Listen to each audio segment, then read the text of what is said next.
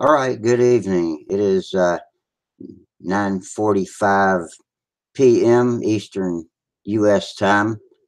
5 minutes late. I'm getting it tightened up a little bit lately. I've been running late because I keep revising the text and the at the bench thread to clarify it for you guys that want to both uh, have conversations on the YouTube chat as well as on the live video chat.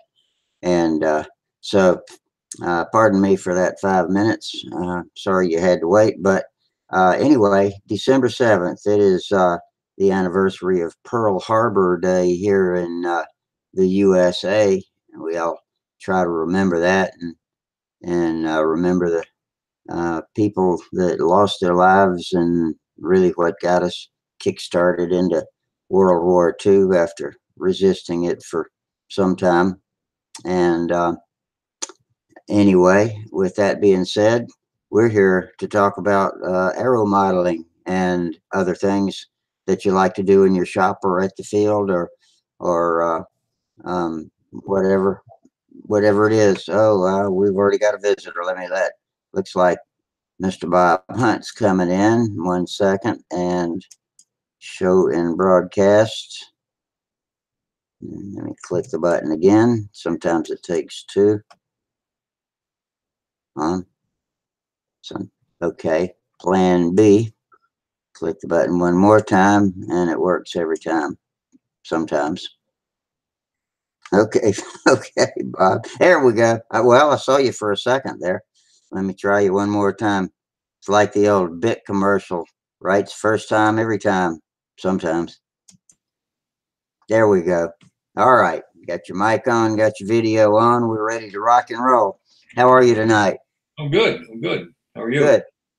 I was just mentioning that I've been revising the instructions in the at the bench thread regarding viewing the YouTube, and I know you with your Mac have a different view than we do, but I'm trying to make it so people can get far enough into it to where once they're in, if they want to be able to do the video chat and participate with the YouTube chatters, it'll help me out and hopefully make the conversations a little bit more lively. And so once you get as far as you can get following my instructions in the at the bench thread, just mention it once we're got a few people here in the video hangout, and I'll get as many people up to speed on how to have an enjoyable experience using both worlds of text chat and helping me keep up with what's going on over there. Sometimes the uh, guys over on YouTube type too fast for me to keep up and integrate them into our conversations. And seeing as how they outnumber us three or 5 to 1 some nights, there might be a bigger knowledge base over there than there is in here. And I hate to shortchange that.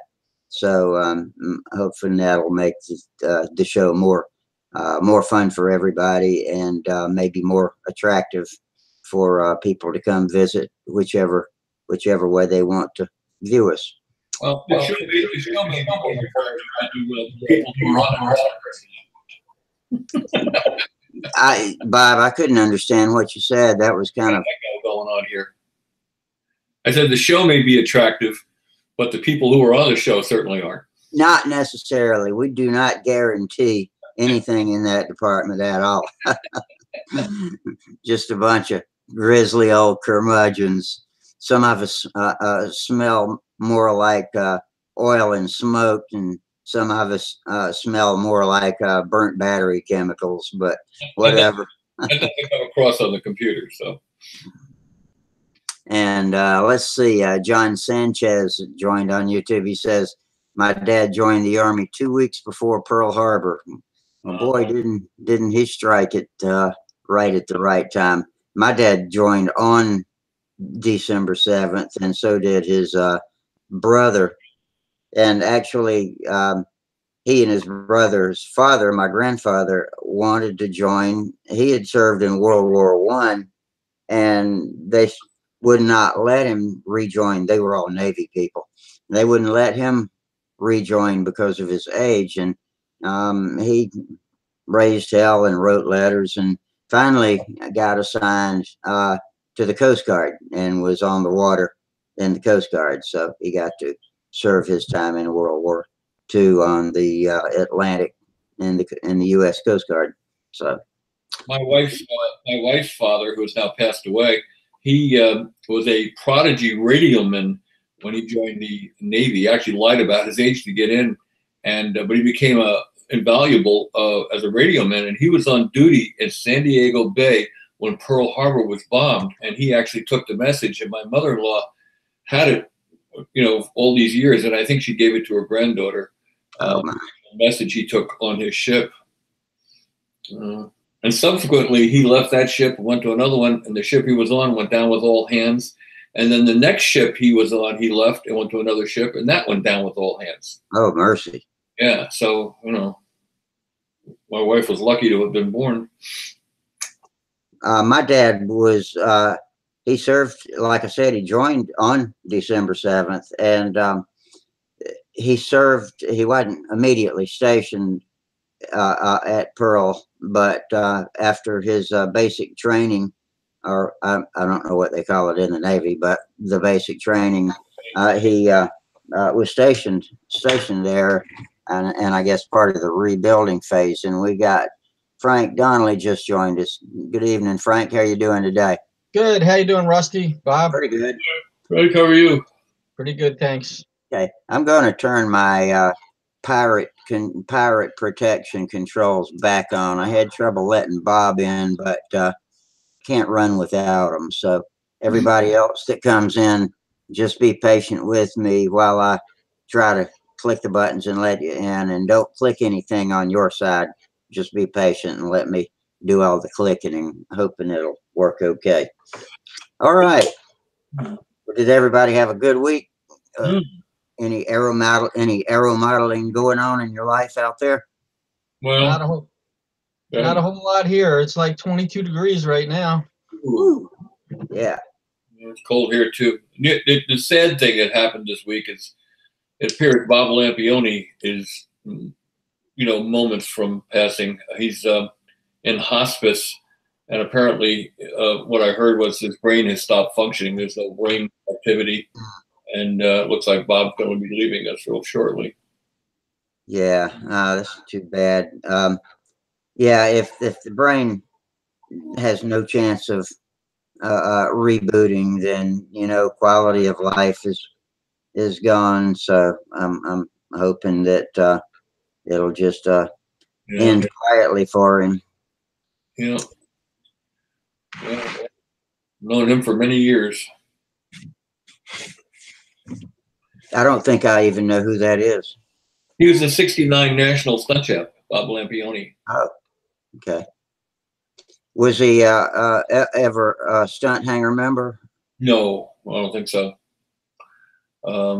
He flew with Gene Schaefer back in the '60s and in the early '70s, and I was flying at that time with Bill Simons. I was his protege.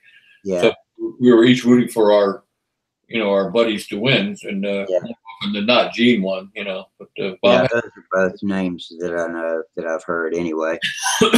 Gene had Bob had a pretty good career, winning the Nats in '69, and he had an undefeated season in '69. So wasn't '69 at Willow Grove? Yeah. Yeah, I was there. Me too.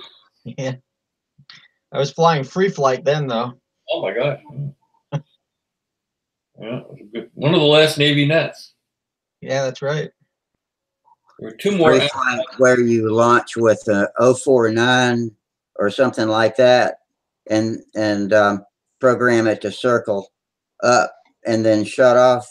Yeah, basically it was more than just 049s, but we flew various classes and tow line glider. But yeah, and you had back then we actually had a little fuse that you would put on the back, and it had little increments on it that you could set it for 2 minutes or 2.5 minutes. You'd light it with a cigarette, and it would dethermalize, pop up the tail section, and that's what would bring it back down. Snuffer tube. Little snuffer tube. Mm-hmm. But yeah, I think the Navy went on to host the Nats after that, didn't they, Bob? I mean, I went to Tidewater in '88, and that was still. They hosted a couple as far as letting us fly there, but they didn't. They didn't supply the judges or let us. It was changed in '70 when they went out to, I guess it was Glenview, and even though we held it on their site, AMA was actually instrumental in administering it and being the organization. Okay. Stopped, I think, in '69, or maybe it was '70, but it was a cutback in the funding from the Navy. Gotcha. And then in '73, we completely cut off when we went to Oshkosh. Flew there. Well, there was something to be said about that because you could go and spend a week and see everything. Yeah. Now when you go, I mean, I have nothing against Muncie; it's a great place. But when you go, there's only a couple of events running, and that's all you see while you're there. Well, and the other thing too is over the years there've been a lot more events added to the national menu, so you can't run them all in one place at one time anymore. I don't think you could run them at a Navy base. Maybe over a week you could, but it's changed a lot. Yeah, that's true.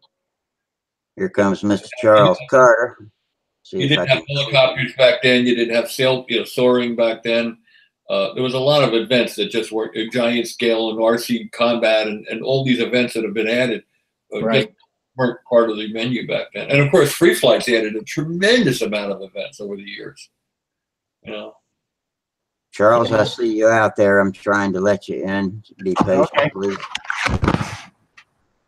I think I got you. Charles out. Keep him out. Keep him out. Not too late.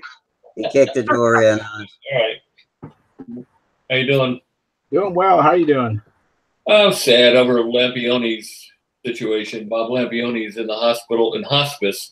He's no brain activity. He's passing away. Oh, wow. Very upset about that. Good friend. Oh, my goodness. Another one. Well, now that we got y'all to hold the fort down, I'm going to go get my coffee that is waiting for me in the kitchen. I'll be right back. All right.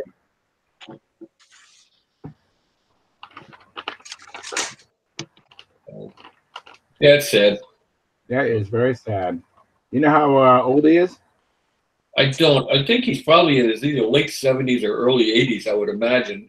I know he's quite a bit older than I was when we flew together back in Flushing Meadows. I would think probably late 70s or early 80s. Yeah. Which is sounding younger and younger every day to me. So. Yeah, I know. I think 60 is young now. I mean, yeah, I'll be 61, not tomorrow, but next Saturday. You'll be 61? You're just a kid. What are you worried about? I know. I'm just a kid. I remember that 61 is the new 60. Yeah. Just keep pushing it up, So, you know what preceded him having hospice? Did he have a stroke or? I don't know what the situation was as far as what caused this. I'll find out. I'm sure. I'll be going to his wake. I mean, she's already made the funeral arrangements. His wife, but I don't know what the exact cause was of all this. He's had numerous heart issues over the years, heart bypasses and things. So I would imagine it's something related to that. But yeah, I have a kit, the United kit by Brodax. Yep. And actually, I think I communicated with him once about the kit, and I was trying to, because the images I have of his United, it looked larger than the one that Brodak kitted. Yeah, I'm not familiar with the Brodak kit, so I couldn't. I mean, I may have to go his Sabre jet just in memory of Bob. When the time comes. I was there when we built that, and the first time he flew it, and when he went in '69, I was there when it happened. Now, is that the same? Was it Sterling that has a Sabre kit? Oh, there was Jetco, but that wasn't Bob's kit. His was actually built around a foam flight Nobler wing from Arnie Stott. It was original design. Okay. Built to the same specs as all of the 35 size airplanes on the East Coast at that time. Schaefer and Simons, myself, a bunch of us were all building on the same numbers. So we didn't even draw plans in those days. We just built right on the wood. So, right. Hey, Frank, what you up to? Not a whole lot. I mean, today I actually wet sanded this Cardinal that I've been working on and polished it up, and now I'm hinging the flight control surfaces on. But no rush. I'm not going to be able to fly for many months. Yeah, unless we get a break in the weather. We actually have had a taste of bad weather out here in California. I'm in Escondido, California, which is a little bit like 28 minutes north of San Diego. Are all the fires out now? Well, it's just that, I mean, we've had a lot of rain. And then even today was kind of a pretty day, but the field where I fly at is so soggy. I'm not going to be able to fly there for several days till it dries out. And then most likely when I see the field again, the grass is going to be probably pretty tall. And, too tall to fly a control line stunt ship. Maybe I could fly combat ship out there. Are all the fires out now? I believe so. And I was just listening to the news, and they actually have temporarily lifted the fire restraint, where you can't burn or anything, or so they lifted some of the issues because the weather is more damp, it's more moist, so the fire danger has been minimized. You guys are having, for the last few years, we're pretty much a drought condition out there, haven't you? Yes. It's a vicious cycle. Right now we have a lot of rain, which is going to make all the growth come up. And then later on, when it gets hot, all that growth becomes potential fuel. Then we have a fire. Yeah. And it just seems to be an ongoing, event. Wow. But what's strange the last couple of years is just normally by Thanksgiving, we would not have any fire threat. But the last couple of years, I mean, last year we had a fire after Thanksgiving, which was so odd. I mean, I've never remember a fire like that. Usually our fire season would be during the Santa Ana winds toward the end of the summer. And then I think last year we actually had a fire in May, which just weird, just weird stuff. Are you in an area where you're immediately impacted by that kind of stuff? Fires in your area? Not so much where I'm located. I mean, there are fires around me, but I've only been evacuated once. Usually I'm not evacuated. But my problem is my wife, she gets very anxious. And so when she hears the news about the fires and they're in bordering communities, she wants to get out of here. She wants to exit us right now. Right. So I don't blame her. Yeah, I had a friend who lost his home in Valley Center. And it was a beautiful home. It was a home that was featured in Better Homes and Gardens. Oh my God! And so it's a real thing, and we've known people who've lost their homes in nearby communities. It's pretty sad. Do you live anywhere near Woody or Narrows? Yeah, it's about an hour and a half, hour and 50 minutes for me to get there. Did you go up for that half-A thing they had? No, I didn't. Every year I think about it. And I'm mostly there for the stunt aerobatic, competitions. They even have a birthday. As I joined the club last year, or this year, excuse me. I joined the club earlier this year, and their Christmas party is on my birthday, so I'm not going to that either. Oh wow! That had some turnout for that half-A thing. They had a lot of airplanes. Oh my gosh! Oh there's a yeah, lot of I saw some pictures. Yes, which is great. amazing. Yeah. I love Half A. It's a real crowd pleaser if you've got some pilots there that can really ring it out too. You know, people think of Half A and they think of the old toy stuff we used to fly, but man, when you get to see what a real high performance Half A plane can do, it's an eye opener. Mm-hmm. Oh yeah. The only standing ovation I've ever gotten was flying my little Satan at Half A Day a couple of years ago in Huntersville. Wow. You know, I went to a contest and they had a Half A event, and it was really windy. And there was this guy flying a Half A, did the full pattern, and I had never seen a Half A do the stunt pattern. And I was just so blown away that this guy did this in pretty good wind. Well, And I don't know what plane it was. I have a Half A stunter by RSM, the something Hunter, not the Hawker Hunter. That's the big one, but it's another smaller Half A. It's capable of doing the stunt pattern, flaps and everything. And it's still in the box. I really don't fly Half A's. I try to get my kids to fly Half A, and it ended up being so sensitive. It's hard to learn on Half A. That's what I was thinking. That it's so. Then I tried them with a had them try a Sky Ray, and that's a little bit easier to fly. oh yeah.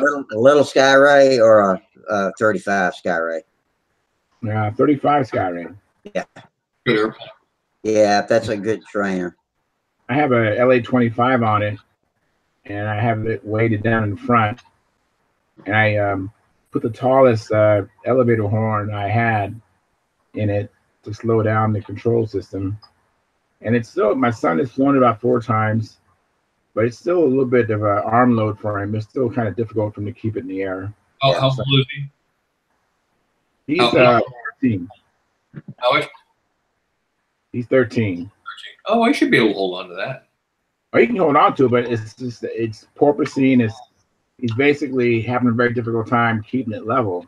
Oh, wow. And I need to do something else. I think the handle he has, the line spacing is too wide on it, so I need to find a way to narrow that. A little nose weight might help too. Yeah.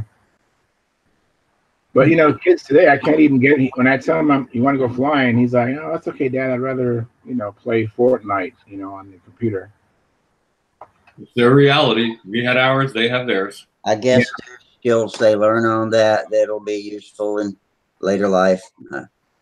I know we got a hell of a lot of military people that grew up using joysticks and buttons that perform extremely important tasks now with the Predator drones and that sort of thing. So Yeah.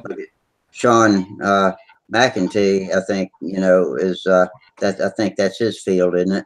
It is. And Tony Frikowiak, too. He's an RC pattern flyer. He does that as well. There's a number of them. Richie Landis. There's a whole bunch of them that fly for the service. We were out flying at Fort Jackson one day and looked up and just by chance saw a drone. I call it a Predator. I don't know. There's probably more than one that people who are in the know could identify, but we saw one flying over and would have never noticed it if it hadn't just been a clear day and we happened to look in the right spot. Wayne and I were out there, and that was interesting because had no idea they even flew them out there. It probably came from one of the nearby guard bases like McIntyre or maybe Shaw Air Force Base. Yeah. Both of them are nearby. It's a brave new world. Yep, it definitely is. If they were coming to get you, you'd never know it. That's the idea. Yeah. That's the same with the, fighter jets too. Was I fully appreciated at one air show how fast they can come and go when a whole flight of F-15s, F-16s came by, and the announcer tricked us into looking to our left, and the next thing we knew is we were attacked from our starboard side by planes that must have been pushing the sound barrier, because I don't believe that they would allow them to actually go faster than sound. But it was like we were looking this way, and it was like boom. You know, they were there and gone before the sound ever got to us. Yeah, it's funny how we all duck or take cover because it's pretty loud when they finally You're get already dead. hear them until they're right on top of you. Yeah. It's funny when everyone's laughing at each other because we all were scared to death. Yeah. You know, at that instant when it just crosses right over you. It's pretty funny. They did that to us. We have a Marine base not too far from here, MCRD. It used to be a Navy base when I grew up, but it's a Marine base now, and they have air shows there. And we get the Blue Angels to show up and stuff like that. Isn't there a Navy base in your area that's shaped like a swastika? I don't know. I mean, maybe you talk about an aerial view of it. Looks Aerial like view, yeah. Looks like a swastika. I saw that on some TV conspiracy show. It might have been that idiot Jesse Ventura's show. I don't remember, but according to the narrator, it was a Navy base, I'm pretty sure, and sure enough, it's shaped like a swastika. Well, we have a lot of Navy bases. I mean, that one was converted to a Marine base, but there's still, we have the Naval Training Center, and then we have Coronado Island, which is a Navy base. Yeah. Where is Mare Island? Is that up in San Francisco? Mare Island? I don't know. That used to be a Navy base during the war. Yeah, and then we have a couple of Marine bases out here. So we definitely have our military presence out here. And then my dad served 23 years. Wow. Awesome. And then, I had a pleasant surprise last week. My son is in the Air Force, and he came out and got a chance to meet my granddaughter. And my grandson's doing really well. Excuse me, my son is doing really well in the Air Force. So that was kind of neat. He's not a pilot. He works in, he couldn't tell me what he actually does. If he did, he'd have to kill you.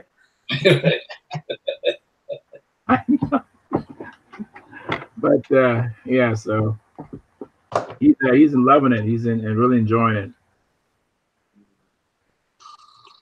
Talked to a friend of yours this week a little bit, Walter Hicks. Oh, really? Oh, that's right. He did mention, and he said he had nothing but high praise for you, Bob. And I said, yeah. I just said, yeah, you're right, Bob Hunt. He's We just talked about his name. That's all, you know. Yeah, but he really liked the information he gave him regarding how to put a finish on. Oh yeah,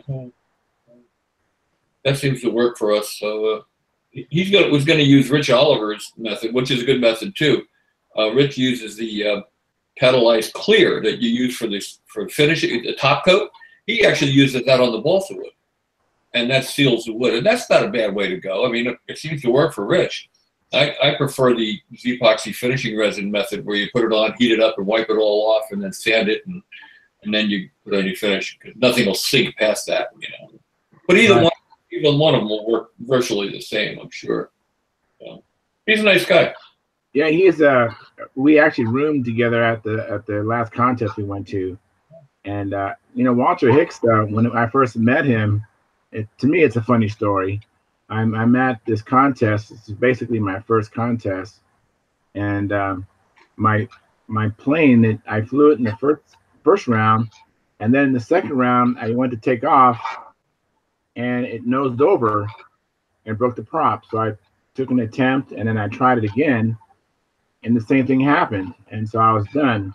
I later discovered that the tail feather somehow was disconnected. The flaps is moving, but the elevators weren't moving. So I'm walking over underneath the trees and stuff, and Walter comes up to me, and he goes, "You want to fly?" And I said, "My plane is not working. It's some hardware failure." And then he says again, "You want to fly?" And I'm thinking he didn't hear me or didn't understand what I said. So I went ahead again and say, my plane's not working very well. And let me show you. And then he goes, you want to fly? And I'm like, I'm thinking, I don't know him. This is my first time I'm meeting him, And I'm thinking, how can I communicate? What am I doing wrong, He goes, you want to fly? I go, what am I going to fly? Because you can fly one of my planes. And I said, you don't even know me. I mean, how do Charles, you're at a control line contest. So obviously you can fly. So he let me fly one of his planes. And we've been friends ever since then. So I flew, he had a Tutor 2, and I flew that, and I really liked it. And then I'm on it, Doran. Hey, I'm Doran. on it. Still trying to get you into the broadcast. Gosh, I'm having slow buttons tonight. Okay. Plan B. Yeah, that's good. Yeah, it's Friday night. Let's just chill. That should get you in any second now. I can't hang out real long today. I got to take my wife someplace at 4 o'clock in the morning. So. Ooh, wow. And she has a thing for a company. They're having a, I don't know what they call it. It's a meeting where they're trying to increase the efficiency of the whole company and everything. So they have this big meeting. Uh-oh, that does not sound good. But that's it's off down by Lancaster, Pennsylvania. So she's running down with some of the people she works with, but I got to get them over to their house. So that's not always a good thing when they bring in an expert to make things more efficient. There we go. See their heads rolling when they do that usually. She's not going anywhere. She's 30 years there, and her boss says she's his most valued employee. So fantastic. That's good. She's not going anywhere. I just feel sorry for the other ones who are going to be out of a job. What are you building, Doran? A twister. All right. Oh. Everybody needs a knock-around plane. Else, but this is kind of I want to see if it's gonna work out with my little boy if he wants to start flying with me. So I'm making this for himself. How old is he? 8. Oh, that's good age. Yeah. So this trailing edge stick over here is so hard, and man, it's a pain in the ass to sand off. So what I'm doing, I'm putting a piece of tape over here so I don't dig in through the ribs. Yeah. That's all. So you're gonna keep it stock, or are you gonna fancherize it, or do anything like that? Everything is pretty much stock, but it's built for electric. And the only thing I don't like about the twister is the tall tail and the crappy looking canopy. Oh yeah, twisters are butt ugly in their original form. So they have a lot of. They're a great palette for your imagination. Let's put it that way. I took What I want to do, I just want to do like a fancherized kind of top here with a different rudder. That's all. Okay. I stylized the twister once and called it the RD1. Yeah. And it's kind of a stylized twister. This is going to be the Mora crotch. I think I showed it to you guys. Yeah, that's right. I remember you showing it to us. I didn't. This is the first time I've seen it. Very nice. It's pretty solid looking. That G material you're using for the motor mount? G10. It's about 330 seconds. Yeah, that's what I use. Yeah, and actually, if you look from the front view, it actually has like a U-shaped cut in here. Mm-hmm. See that the legs go all the way down. Yep. Oh wow, very nice. And then these plates over here have a nice distribution of the load. Yeah. Yeah. And, yeah. I can put anything inside here. I can just even put an Axie 35 or 2035, whatever that Axie is. I have a couple of boards for it that I've got. This is the cheaper one. This is a what's that? Let me look at the numbers. It's a 3542. This is Okay. a 3542. And what's that equivalent to? I don't know much about electric motors. It's slightly smaller than the Axie, the Igor Berger Axie motor. I think the can diameter on this guy is, let me see, because I have millimeters. All right. So if you look at the can, it's a 25 millimeter can with a, looks of it.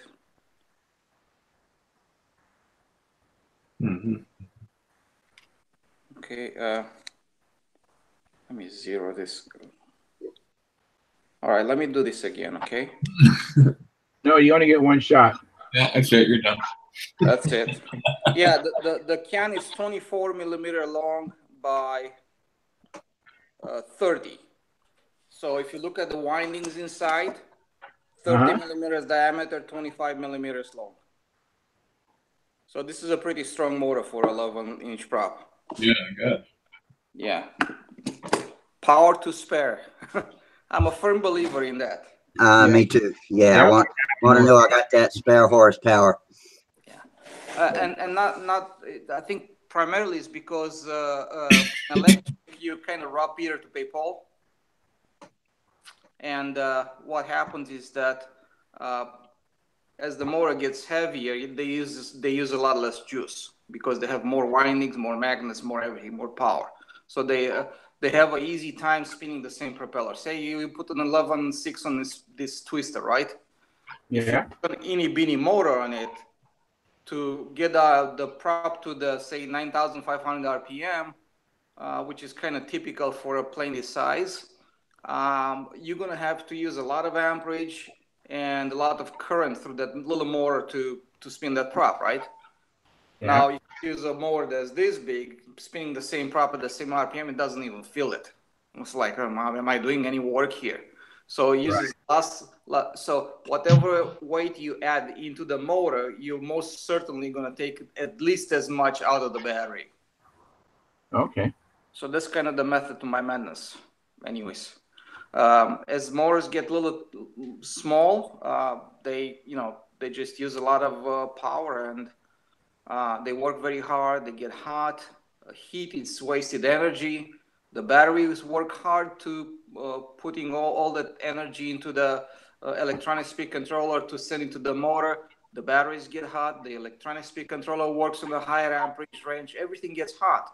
So you have wasted energy in a battery, wasted energy in a ESC, then you have wasted energy in the motor itself. Then, not to mention whatever it's in the wires on throughout the path to the motor.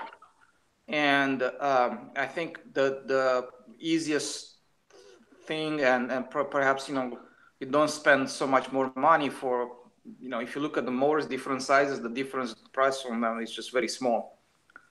So I'd rather have a heavier motor that uses less energy, less power, less everything, Yeah.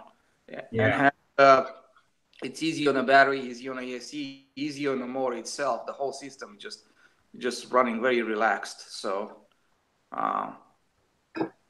maybe I'm wrong. I don't know. That makes sense. Yeah. My plane uses only about 1,500 milliamps on average per flight, and it weighs about 59 ounces, 710 square inches worth of area. So it's not really a little plane or something like that, but power-wise, it's very, very frugal on the power. Okay. So I got a little bit behind the YouTube guys over here.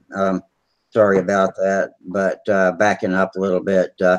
One of them, Jack, was asking if an 061 is a half A, and to answer the question, used to be 049 was the cutoff, and then 051 started the Class A, and in combat they've gone with 061s as half A allowable, and I guess it's up to the event director or the contest director to decide on that at any given contest. Mike Kalanke, I'm working on you. There you go. Mike Kalanke's in with us. So I just wanted to clear that up. That was something that was over on YouTube that I didn't want to let sit too long. Hey, Mike. What's going on? Can you hear me okay? There, you're kind of freezing up. Let me check my Wi-Fi. I was looking through the video on your Hangout a week ago, and Sparky has some questions about the horizontal weight-wise or something like that. Is that correct? Who are you talking to? Who are you talking to? What Sparky. about questions about what? On the Hangout a week ago. Oh, okay. Yeah. He was saying something about the weight of the, had some questions or something like that. I don't remember what. Is that showing? I was at the nose of one of my electric airplanes. Is that showing up yet? Yeah, it is. Yeah, we're looking. It's beautiful. Yeah, that's another way of doing it with a as a G10 mount also. Mm-hmm. The same kind of U cutout. See if I can get another picture here of it in a second. Uh-huh. Same type of thing, Yeah, yes. I was inspired by your system anyway, so I saw that and I said that's something really good. And actually, I was trying to imagine how would I do it myself, and I couldn't find anything else different than that. So, so there's a Christopher Gotti has a couple of neat ways of doing it too. Yeah, ways of doing it. Okay, I thought this was a very good way of doing it anyway. So I think it's gonna be there for the life of the plane. Cool. Okay, mic check on Mike Lunke. Hey, you there, Mike? Hello. How am I coming in? Mike? Still Fun. choppy. This is Lost 3. You got me?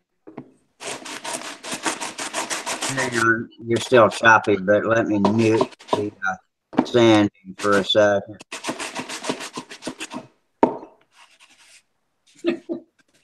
Okay, sanding muted. All right, talk to me now. How we doing? Am I loud and Now clear we're good. I think Okay. it was the sanding that was messing with you. Okay. Yeah. Well, I wasn't on my extended network. That's why it was. Okay. Yeah, you're sounding good now. Your video's not too About good, combat. but that's all right. What were you talking about combat when I first got on? I was answering a question on YouTube. They were asking if 061 was allowable for half A, and I had mentioned that I think combat was the first to allow it for half A, and Actually, it's, else it just depended on the contest director.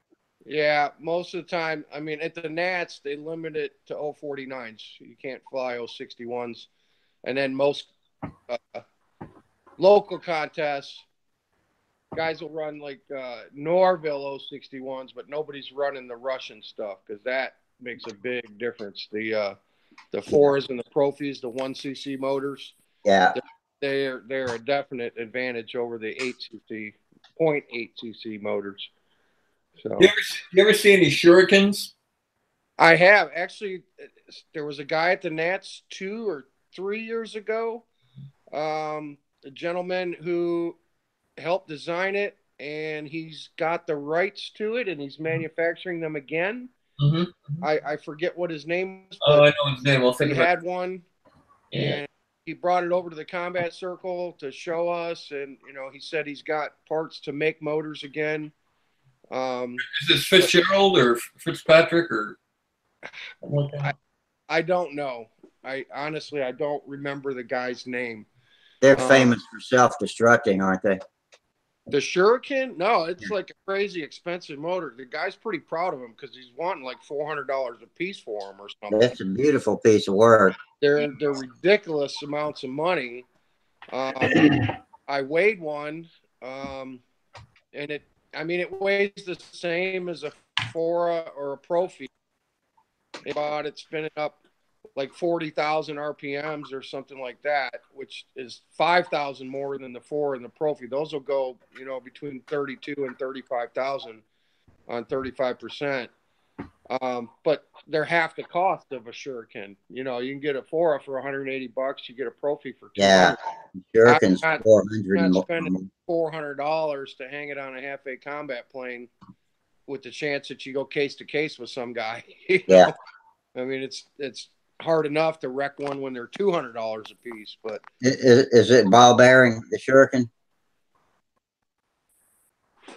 Yeah, there's needle bearings, and there are also ceramic coat liners. There's ceramic liners. Yeah, they're beautiful engines. I mean, don't get me wrong, they're beautiful engines, but they're just they're too expensive, I think, when there's other suitable stuff out there. Unmute Dorian. He's got his haul the mail.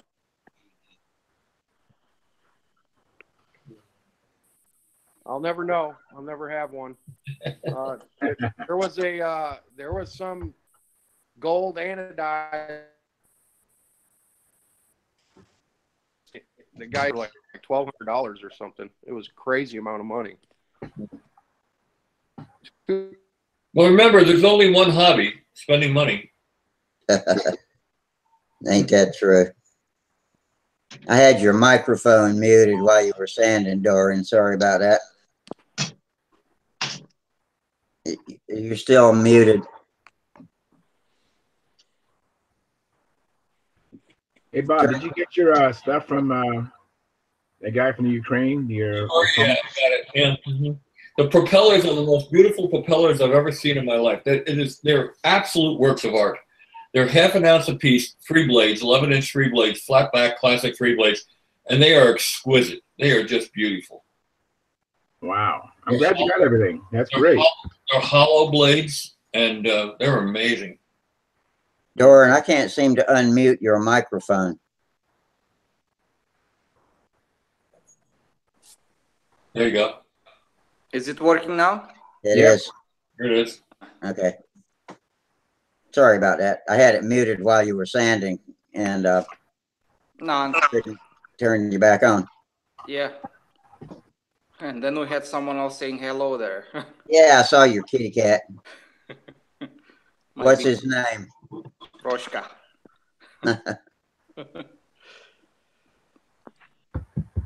So. Yeah, I got all that stuff, Charles. I got the timer, you know, the updated Igor timer, you know, the active timer, and the ESC, and the props, and the prog box. And I also ordered a bunch of batteries. I'm not a big Thunder Power fan, but I ordered Thunder Power batteries this time because I couldn't get the size battery I wanted from Hyperion. I really like the Hyperion cells much better, but they didn't make the 2800 5S. They have 3S, 2S, 1S, 2S, 3S, 4S, and 6S, but no 5S. So I got the 5S 2800s from Thunder Power, and they got them at half price. So, very good. Yeah, where does the name Hyperion come from? Is that some literature or something? That's a company that makes them, I guess, and they're handled by two outfits in this country. They're handled by alleRC.com and one other company. I forgot what the name of the company was, but they sell their products. Now Hyperion is the Greek god of electric stunt. What's that? Yeah, the Greek god of electric stunt. Well, just electric in general, but. Yeah, I'm not a real big fan of the Thunder Powers. I had a lot of trouble with them, but apparently, you know, they're working for other people, so I'll give them a try. Now, Hyperions are what's used in the government drones. That's what they use in your electric-powered drones. It's Hyperion cells. Wow. Mm-hmm. Wow. Yeah, but those drones don't really care too much about the weight, do they? Hyperions aren't that heavy. You know. Okay. They're way about the same for a given milliamp hour size. They're about the same as Thunder Powers or any of them. I think I can make a propeller Look at the comparison. This is a prop, a 12-inch prop, and this is my horizontal on my Revolutions. This weighs 6.5 grams. Wow. Have you seen the props that Igor is selling? The hollow? Yeah. Yeah, I see them. I don't think. Gorgeous. I think I'll do a little different construction inside of it, not hollow, but with some solid core inside of it. They're just gorgeous. And like you styrofoam, even with the weight, and if not better. And you have a solid core inside, which is not going to be squishy. is it like styrofoam inside, something like that? Yeah, I'll put draw cell on the side of it. I would do something with the solid core construction, and you can make a much lighter prop too. Speaking of props, I about had a heart attack today when I ordered some props from Randy Smith for my PAs. Mm-hmm. I did a little Christmas shopping today and called Randy. I got everything I need coming to get these 2 airplanes running finally. All right. I ordered, I got a pipe for the 65. I ordered some PA needles. And the prop choices, 2-bladed props are $40 a pop, and then the 3-bladed props are $52 a pop. That's not exorbitant. That's normal. Well, I understand. It is for a guy that buys $1 swap meet props for all his combat airplanes. Yeah. You know, I mean, I knew the props were going to be expensive. But you're not going to break props as often as Stunt either, hopefully. You know. Yeah, you shouldn't. That's what I'm hoping. And I opted for 2-bladed props for each engine. 2 for the 65 and 2 for the 61. So I'll have a spare. Yeah. And I guess what Randy told me, the 61 will be a flatback, and the 65 prop will be a uncammed prop. And he said if the best part about that is if I do scoop it up, and I can always trim it down to use on the 61 because it would have to be cut down on the 61. Okay, now here's a quiz for all you guys that are flying Stunt, okay? All right. And this goes to propeller longevity, and airplane longevity. In a heavy wind, where do you launch? On I personally launched a little bit upwind. In a heavy, I launched like perpendicular to the wind line, is what I. Not completely on the downwind side and not completely on the upwind side. Like I launch with a partial tail, partial cross. I usually launch upwind in front of the judges. Yeah, that's kind of where I'm at too, Doran. 2 to 3 degrees before dead upwind. And the reason for that is that the wind will not pick up the bottom of the tail of the airplane. Everybody that launches downwind chips their props because it lifts them right up. And by the time you reach upwind, dead upwind, you already have airspeed and you're flying on the ground. You actually have you're on the wheels, but the airplane has aerodynamics, and won't get nosed over by the wind when it goes into the downwind portion. And you can make nice, long, sweeping, perfect takeoffs and never chip a prop if you launch about 2 to 3 degrees before dead upwind. Okay. Before dead upwind. Yeah. Just before, the judges are standing upwind, and you're looking at the judges with the center of the circle. You want to be right of the judges. Okay. Yeah, I've done that most. Well, I was pretty close then with my 90 degree. Yeah, with my perpendicular to the. Yeah. No, that'd be 90 degrees. The wind line, to the wind line, I should say. That's what I meant. I see people chipping props. As soon as they launch your airplane, the tail comes up and they chip props, and they continue to launch downwind. I can't understand it. That's good to know. That's a good. We just don't know any better because when we were kids, that's what maybe the kit we bought. You know, if it was a kit, it'd say to launch, take off downwind. I remember seeing instructions like that when I was a kid. But yeah, once you grow up, you learn to fly a little different. Well, yeah. So, and you can do that in any weather conditions. Yeah, Bob, I think I read an article a couple of years ago in one of the magazines, and you were talking about if launch with a crosswind, then the wind uses the side of the plane like a Weather vane. sail, blows it and blows it to turn the nose in. Yeah, if you're launching upwind, you know, the majority of your area is after the CG, it's like a weather vane, it pushes the nose out. Yeah. That's correct. Yeah, it pushes the nose out, and by the time you get to dead upwind, the airplane has enough aerodynamic speed that you don't have to worry about it anymore. You just fly it off. I've never chipped a prop launching 2 degrees before dead upwind, but I've seen a lot of people chip props launching downwind. So people who manufacture props like Doran, you know, he should be encouraging people to launch downwind. Yes. You guys make sure you launch your planes downwind. Get the props from you, if I make them or if I will ever make them. I get a royalty on the props now. I always avoided upwind just to help keep it from jumping off the ground. That's a second reason why you want to do that. Because you have the wind behind the plane, so it doesn't tend to grab you off the ground and just toss it up in the air. Yep. Send me a royalty, you know, for everybody that chipped the prop now, you know. I believe that same article also mentioned that you treat it a little differently on pavement than you do in grass too. Yeah, well, grass takeoffs. Well, of course, the positioning of the landing gear is different on grass to asphalt. You can position the landing gear further forward on grass. Yes. You know, obviously, so you don't get the nose over. You don't want the position of the axle too far forward of the center of gravity on asphalt. You want it maybe a few degrees in front of the center of gravity.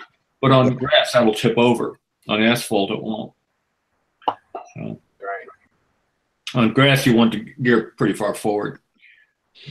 I have several different sets of gears for my airplanes. You know, spatted grass gear and wheel panted pavement gear. You know, and you change them out. And it's really funny because in every case, when the wheel pants are on, the airplane flies better. There's no question about it. That's one thing I didn't have time to make for my plane. I want to make wheel pants for it. Yep. You'll find it'll fly better with the wheel pants on. There's no question about it.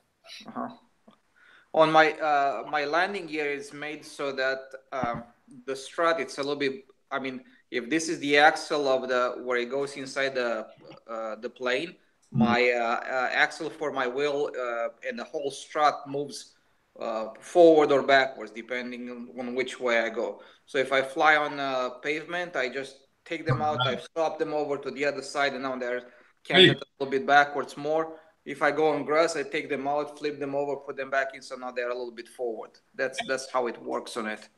Yeah, that's pretty ingenious. I like that arrangement. Of course, if you have wheel pants on them, then the wheel pants look pretty funny when you turn them around.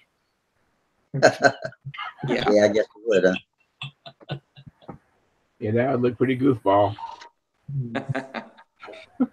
But you know, for now that I don't have wheel pants, it works quite well. And maybe I'm gonna be fanatic when I make my wheel pants to have a nice fit to them. So when they go inside, they're gonna go in nice pockets. So it's quick and dirty change over like a screw or whatever. Well, gentlemen, I'm not going to be able to hang around too much longer because I got to get up early in the morning. Yeah, same. All right. Well, thanks for joining us while you could, Bob. You guys, have a good one. So, Good one, Bob. keep Bob Lampione in your prayers, please. He's not in too good a shape right now. So. Wow. Yeah, definitely. I definitely do that. Yeah, he's a good man. Yeah. All right. All right. Good night. Thank All you. right. Sorry, Bob. All right. Good night, Bob. Close the doors.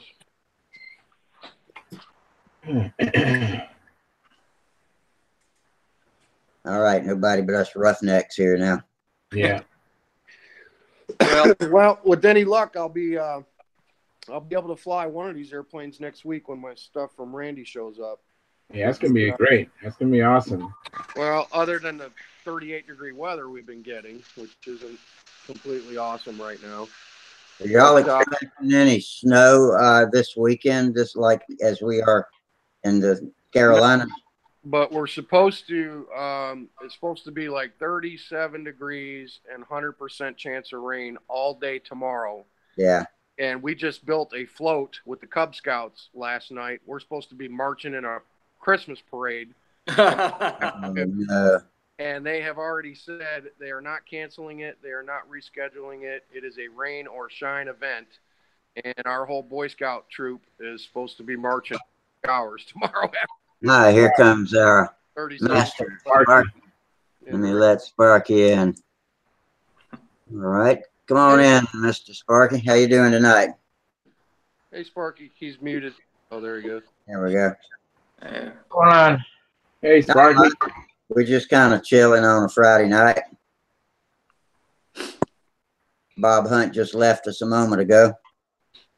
But with any luck, if we get a 50-degree day here, I should be able to take the SV-22 with the PA-65 out and go fly it. So Oh, that's going to be sweet. that engine's broken in. It's been run. It's ready to go. So I'm just waiting on the pipe. As soon as I get a pipe and a prop from Randy, I can go. The other one, I've got to break in the 61 because it's a new 61. So I spoke at Randy this morning when I made my order. And I did all the break-in and what fuel to make for it and all that happy horse. So What kind of fuel do you use for that motor? he told me, between 5% and 10% nitro, 20% oil, and just to run clots Techniplate for all the oil because it's already 20% caster in the Super Techniplate. It's 80-20. So he said that's, you go 50-50 is what he told me, half caster, half synth. But if I use the Super Techniplate, I got 20% caster, so I can use that for all the oil content. So that's what I'm going to do. I mean, that's what the man said. So I'm not going I didn't know that. I thought the Super Techniplate was all Synthetic. synthetic. No, it says right on the label that it has caster added, and it is. It's 80-20 is what it is. Okay. I just use SIG Champion fuel. Is this your first big bird that you're going to fly? Yes. Oh my God, you're going to be spoiled. Yeah, it's an SV-22 is what they are. Yeah, and you're jumping to that from where? Oh, from like Brodak ARFs and stuff like that, and some home built stuff. But there's you're gonna be in a shock. Right there. Synthetic with 20% castor oil for anybody that didn't know. It's Sure enough. Okay. I think the regular Techniplate is all synthetic, but the Super, obviously, you showed me right there, it has caster, but I think the regular Techniplate is all synthetic. There's one of the planes got. The other guys have already seen these, but That's beautiful. Nice. That one's going to have the 61 in, and here's this one's got the 65 in it. Oh, they're both nice looking. Beautiful. Yeah. This one's in a little worse shape. This one's it's got a little bit of hanger rash on it, and the wheels were ripped out of the wing at some point. So somebody put just some carbon fiber gear on the bottom. There you go.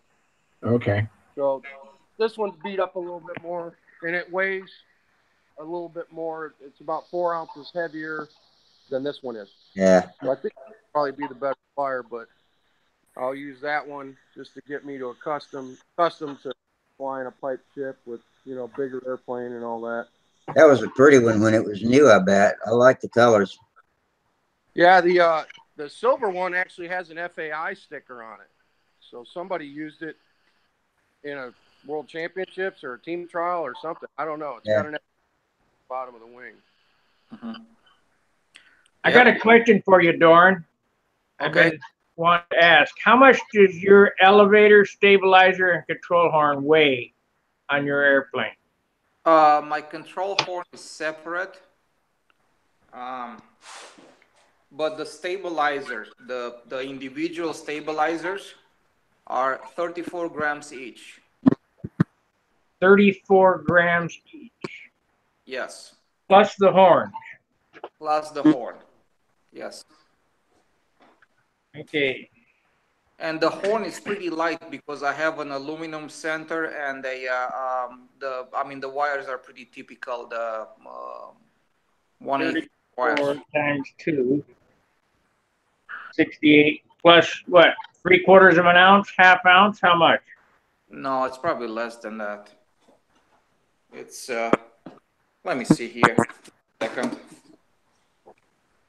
So how big is that? About 1 inch.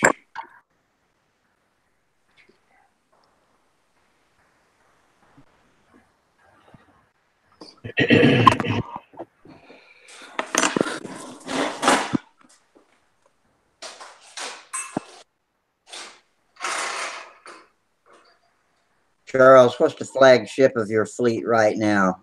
What plane have you been flying the most? Actually, I've been flying the Vector 40 a lot. My Strega still in competition shape? I need to finish repairing the landing gear. The landing gear got tore out. I had some really thick grass about a month or so ago, or actually more than that. That's why I didn't fly it at the state, and it was broken, and I haven't repaired it yet. So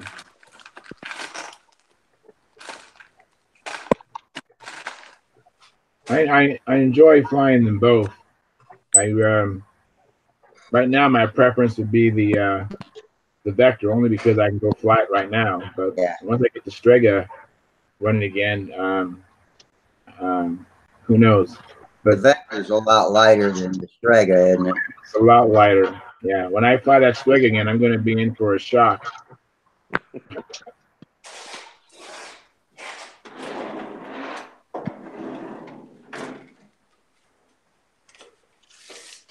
But when I was flying the Strega regularly, it wasn't a factor. I thought the Strega was light on its lines. I didn't really ever feel how heavy and big the plane was. Yeah. But when you go down to a lighter plane, and dramatically lighter, makes a difference.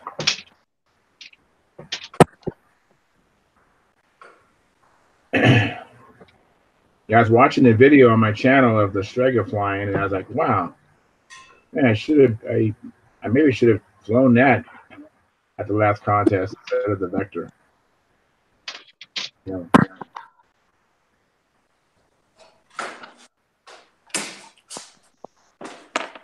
Sparky, it's 8 grams. 80? The control horn is 8 grams. Okay. Plus 8, 68 plus 8. 68 plus 8. 34. 76. 76. Yeah, yeah, my math is bad. That's ready to fly. Yeah. With hinges and everything. 2 3/4 ounces. So that's pretty good. What's the span of that? The surface area, it's 88.3 square inches per side. Total area left and right, it's 166.6 square inches. So you're getting about a 1/4 ounce lighter than I'm getting it. I don't know. You want to span to it? It's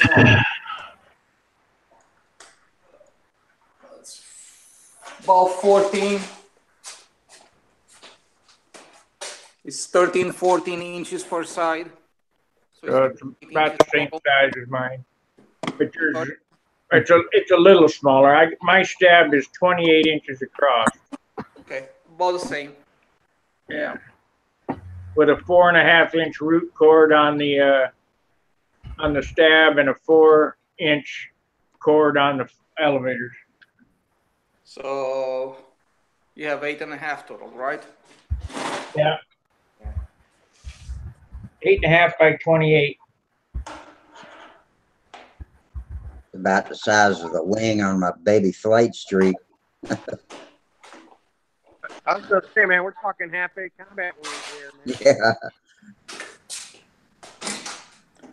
Yeah, mine it's a little bit small. It's about 7 inches. But if you compare square inches to square inches, surface to surface, is perhaps better.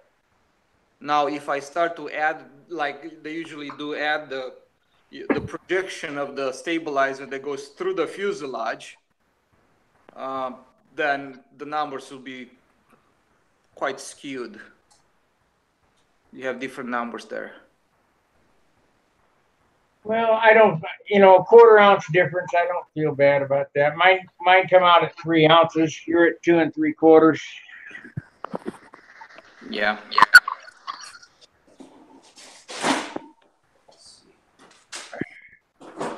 We just have a 3 ounce barrier that we just can't get over the hump. I'd like to see it 2.5 ounces, but I can't hit it. That's because of the material. Because of the size. And wait a second, you didn't start to finish it. You didn't put silk span on it. You didn't paint it. You didn't finish it. None of that stuff. Yeah, it's because of the size that the weight is there. It's huge. Yeah. So.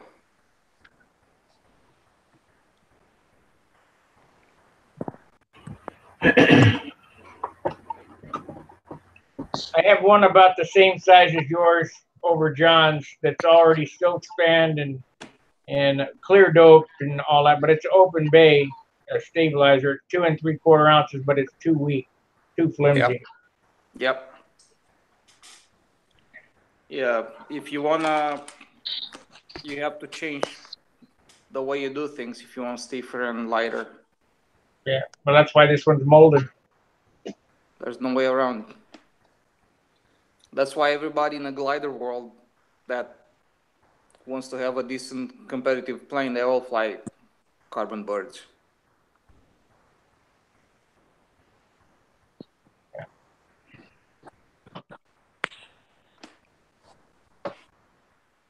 My, if you want numbers, my wing panel right now is a wing panel with the flaps, wing, take apart system, everything built into it, minus, and let's say including the lead outs in this case. With the lead outs, it weighs about 134, 36 grams a panel. 134, so that's 278. Yep. It's 9.5 ounces for the two wings. Yeah. That's ready to fly. Right. Finished. My wing comes out at 5 ounces before I add the bell crank and the flaps. So it's 5 plus 1 is that's 6 plus 7, 8 ounces plus finish. So it's up around 11 or 12 ounces. Yeah, that's the typical what you get. Yeah. We got a new YouTuber, Daniel Fish from New England. I thought he said England at first. Welcome, Daniel. Thanks for joining us. Hey, Daniel. Welcome to the party, pal. Go to Stunthangar register with your real first and last name. You get a link to get in here.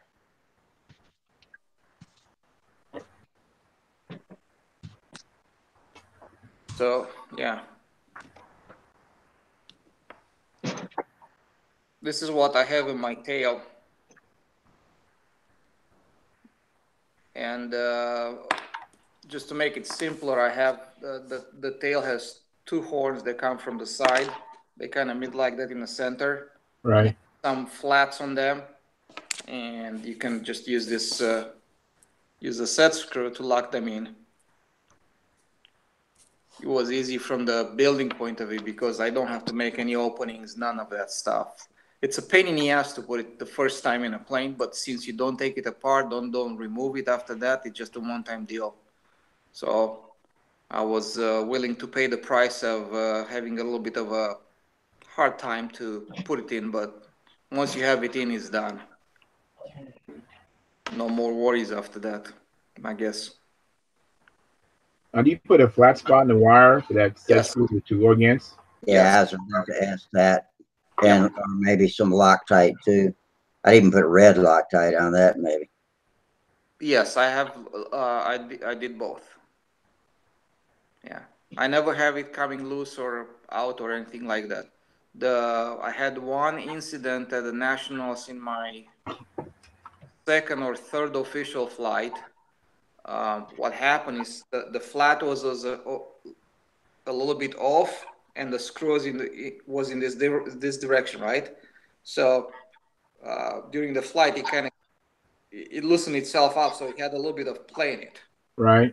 So uh, because of that, I had one of the flaps, the inboard or the outboard, that was a little bit less deflection on it. So it made for an interesting flight till the end of it, but obviously we found it out quickly, not a big deal. Put a screwdriver in there, tightened down. And obviously the plane at the time only had like maybe 10, 12 flights on it. So it was so new, we didn't find all the gremlins, all the bugs in it. So How much did your airplane weigh ready to fly with the battery? 58. The one I took at the Nats was 58, 58 and a half. The ones we are making now, they are 53. And Billy's Thunderbolt is 53 ounces on a bike. It's amazing. Yeah, I mean, just like, yeah, it's very, very hard to do that with the classical construction. But in composite, we still find ways to make it lighter. And what So happens? you're telling me Billy's airplane would be 30 ounces in composite? Maybe. No. 53 ounces is amazing. And I was there at the scale to see it. Plus, I judged it, at appearance and held it. It's light. God, it's light. Yeah. So when you do composites, it's a lot more consistent. It's a lot easier to hold weights and control things. Plus the stiffness. I mean, if you compare the stiffness of a 53-ounce balsa plane with a 53-ounce composite plane, it's just night and day comparison. How do you figure the saturation weight? Whatever the cloth weighs is how much resin has to be in it? No. Usually use about 30 to 40% resin to cloth ratio. So if the cloth is about 100 grams, you typically use about 30 to 40 grams resin inside of it. And the resin there is just to keep the cloth in one direction, that's all. It's not to give it strength, it's to create some rigidity. I've been talking to John about doing a wing with cut a foam core wing, lay half-ounce glass cloth on it with 30-second balsa with resin, and then 30-second balsa, and then vacuum bag it, and then take gasoline and pour inside and melt all the foam out of it. Why would you do that? It's an easier way to do that stuff. Because I don't have $10,000 worth of machine equipment to machine I'm a not mold. talking about that. What you want to do, have Bob Hunt cut you a foam core wing, actually half and half, two halves, right? We'll cut it ourselves. We got a hot wire. All right, fine. And you cut it out of the Home Depot foam from over there. It's the harder foam, right? Blue or the red? Doesn't matter. They're both the same. They're both closed cell foams. That's what you are looking for. So what you do after that, you put some saran wrap on top of it or wax paper. Choose your poison. And do the same thing that you just said. And you do your fiberglass, balsa fiberglass layout, and you vacuum bag it on the outside of that plug. And what you do after that, you just trim off the edge, so now you have the shells, right? And after that, what you want to do is just make like just 3-4 ribs on rods, like building on a rod technique, and put your 2 shells on those 3 or 4 ribs, and that's it. You have a wing.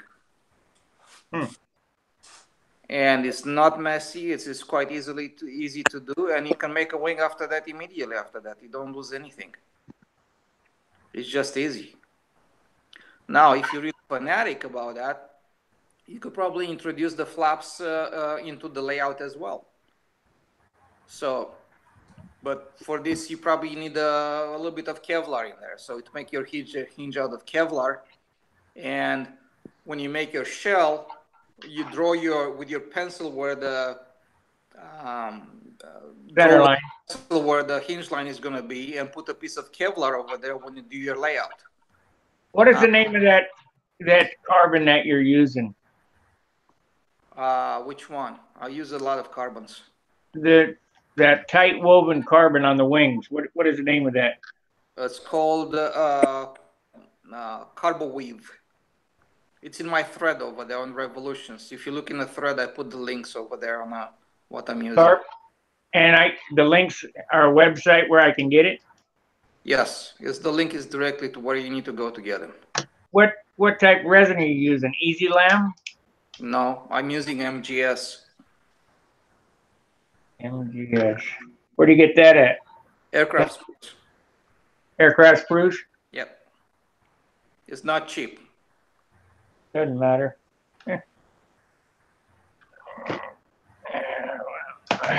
Sparky, the way you do this, you lay your fiberglass on a flat table. Okay, I'm gonna take over. You lay out the fiberglass on a flat table. Then you get your balsa sheet, right? And you get your balsa sheet, and where is that? Okay. Imagine this is 3M77, right? And this is the balsa sheet, right? You spray above it, right? And let it drip down. It's gonna like rain down on top of the balsa. It's a very, very small amount of the 3M77. And you take the balsa with the 3M77 nicely and lay it down on top of your cloth, right?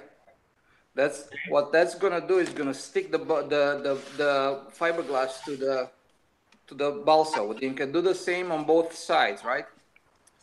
And when you put the resin in it, balsa is gonna soak a lot of resin inside of it. You don't want to do that. If you do that, you just threw the wing out the window, because it's gonna be hairspray the balsa. I'm sorry. Hairspray the balsa. Kind of like that. I use 3M77. Okay, whatever. I use hairspray on balsa, but 3M77, I understand. 6 1/2 does the other. Same thing. They do the same thing. But you don't spray direct to the balsa. You spray above it and let it just fall down on top of the balsa. Dust it. You just want to dust it a little. Yeah, the balsa is here. You spray in this direction above it, about a foot. Oh, I see what at you're least saying. above it. 1 or 2 feet above it. So yeah, you're spraying horizontally, right? Yeah. Not at, but horizontally, and just letting it rain. So it's gonna leave the spray can, and it's gonna atomize, and just gonna start to fall down on top of your balsa. Yeah. Kind of like I paint my airplanes. Okay, so then what? Okay. And then what? What you do when you mix your resin, don't be cheap about it. Use a roller. You have to use a roller to put the resin in it. And what you do with the roller, you take the roller and you put it on maybe your resin in a paper plate or something like that. You wet your roller. You have some paper towels on the side, and you roll the roller on the paper towels until it looks kind of dry. Okay. If the paper towels are turning color, you have way too much resin in it. So if you put your hand on the top of of this roller, you're not going to get soaked in resin at all. Okay. Right. And this is what you use to put resin into the fiberglass cloth. What this does, it's going to wet the cloth, and it's going to prevent the resin from soaking into that balsa wood. This is what's going to get you a light part. If you don't do this, you're going to have a heavy part. You might as well just forget it from the get-go. So, and this is the technique you have to use. And So how long do you bag it on for? both sides, put in a vacuum bag, and you're good to go. No wicking cloth on it? You don't need it. You don't need any of the wicking cloth, none of that. And any polyethylene bag is going to make a good vacuum bag. Oh, I got the vacuum pump and the right vacuum bag.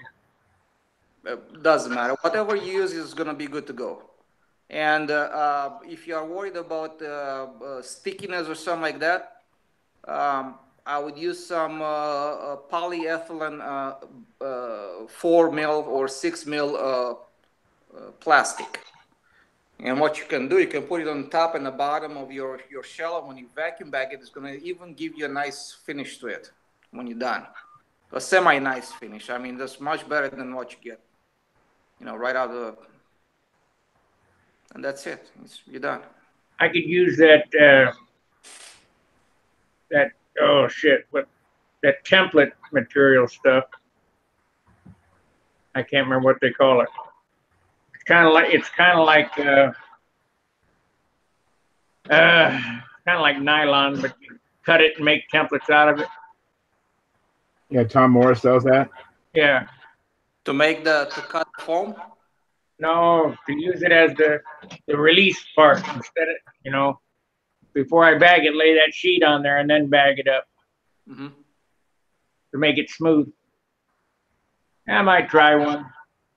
Yeah, well, I tell you, the polyethylene bag, especially if you are careful with it before you handle it, so you don't put nicks and creases and stuff like that in it. It works beautiful. It's cheap. I got the bag that comes in a roll. It's a tube. Yes. And put an end on it, on each end, and put the fitting in it and vacuum it down. That's good. That will work. This is not rocket science. There are certain techniques you have to follow. Yeah. If you don't follow them, you are on your own. I've done a lot of layup, made a lot of parts. I just didn't want to get into having a $10,000 CNC aluminum mold and all that other nonsense. Well, this is I actually wrote a little, article in Stunt News. It's called Poor Man's Composite Parts. Yeah. And I was talking exactly about this technique.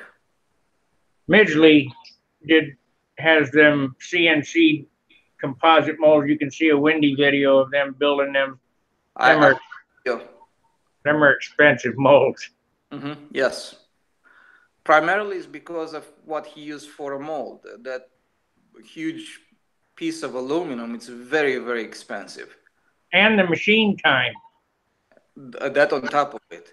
Yeah, let alone the CAD programming time. Shit, I know it's 10 grand. Yeah, but you can easily do it like the way I said it. You have like and you can do the same thing for the fuselage as well. Make a fuselage mold of whatever shape you want to have, and you use the same technique with the fiberglass balsa fiberglass, and you vacuum bag it. And when you take it out of the vacuum bag, get a razor blade and start cutting with the razor blade around it, just right on the parting line. And then the two shells going to come together quite nicely, and they hold. What are you joining the halves with? You can join them with CA will work fine, because when you cut them, you're going to cut them perfectly horizontal, so they're going to meet like this, flat and flat. On CA don't hold that stuff very well. It's brittle. Yeah, you can tack it in place like that. Then you can use a little bit of resin in there. Whatever you want to do. I think, yeah. I mean, it's should be fine. I might try a project like that. Yeah, it's worth. But my next airplane is all wood, standard construction again. Just lighter stuff. I'm just kind of bummed out that I can't get that stabilizer lighter than 3 ounces. Yeah. The new plane, the latest Revolutions plane that we made, the front section of the nose, it's 57 grams. The aft section of the fuselage, that's everything on the backside, it's 186 or so. And that's the fuselage ready, basically ready to put hardware inside of it and start flying it after that. 57 and 180, you said? 186 or so. That's 230, 243. 243. Oh, what the heck? It's Output 9.5 ounces. grams to ounces. I got my conversion thing set on the wrong. 28.35 grams per ounce. Yeah, I know what it is. I just have Troy. There we go. 243 grams is 8.5 ounces. Is that what we said? Yeah. Okay. So what did we have on the elevator again? The elevator are about 34 grams each. So that's 68. It's 20. I'll save you the calculation. It's about 22 ounces for the whole plane. We got a comment about this on YouTube. Dan Fish says that thin CA will glue the shells nicely because where you cut them will be exposed to raw balsa. That might be true, yeah. See, so 68 grams plus that thing was a quarter ounce, which is 7, 6 plus 7, 68, 75. 75 grams. That's 2 3/4 ounces on the stab. So it's a quarter ounce lighter. Oh, well. Yeah, I mean, the whole plane before the power plant goes inside of it's about 22 ounces, 21 and change actually.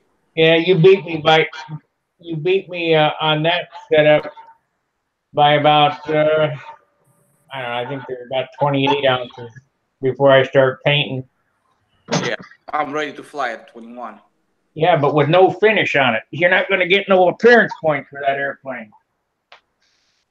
I'll trust me on the next ones. I'm gonna have the finished build into the mold, and when I get part of the mold is gonna be done.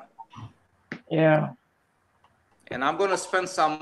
I might decide to spend some weight on that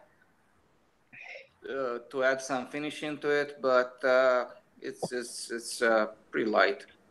All the finish I'm gonna do on all my planes from now on are gonna be practically just some paint stripes, stuff like that, and I'm gonna add some panel lines after that, and that's all. You see how big my stabilizer is? That's 3 ounces finished. 3 ounces horns in here. 3 ounces plus the finish, you're saying? It's 3 ounces before the finish, so it'll be around 4.5 ounces finished. Yeah. With silk span and all on it. The paint is the heaviest thing on the airplane. Yeah. You can still get some light parts if you mold them with 1/32 and fiberglass. Now you need to realize that fiberglass has, if you use the lighter fiberglass, you're not saving any weight, because the way they make the fiberglass it all depends how much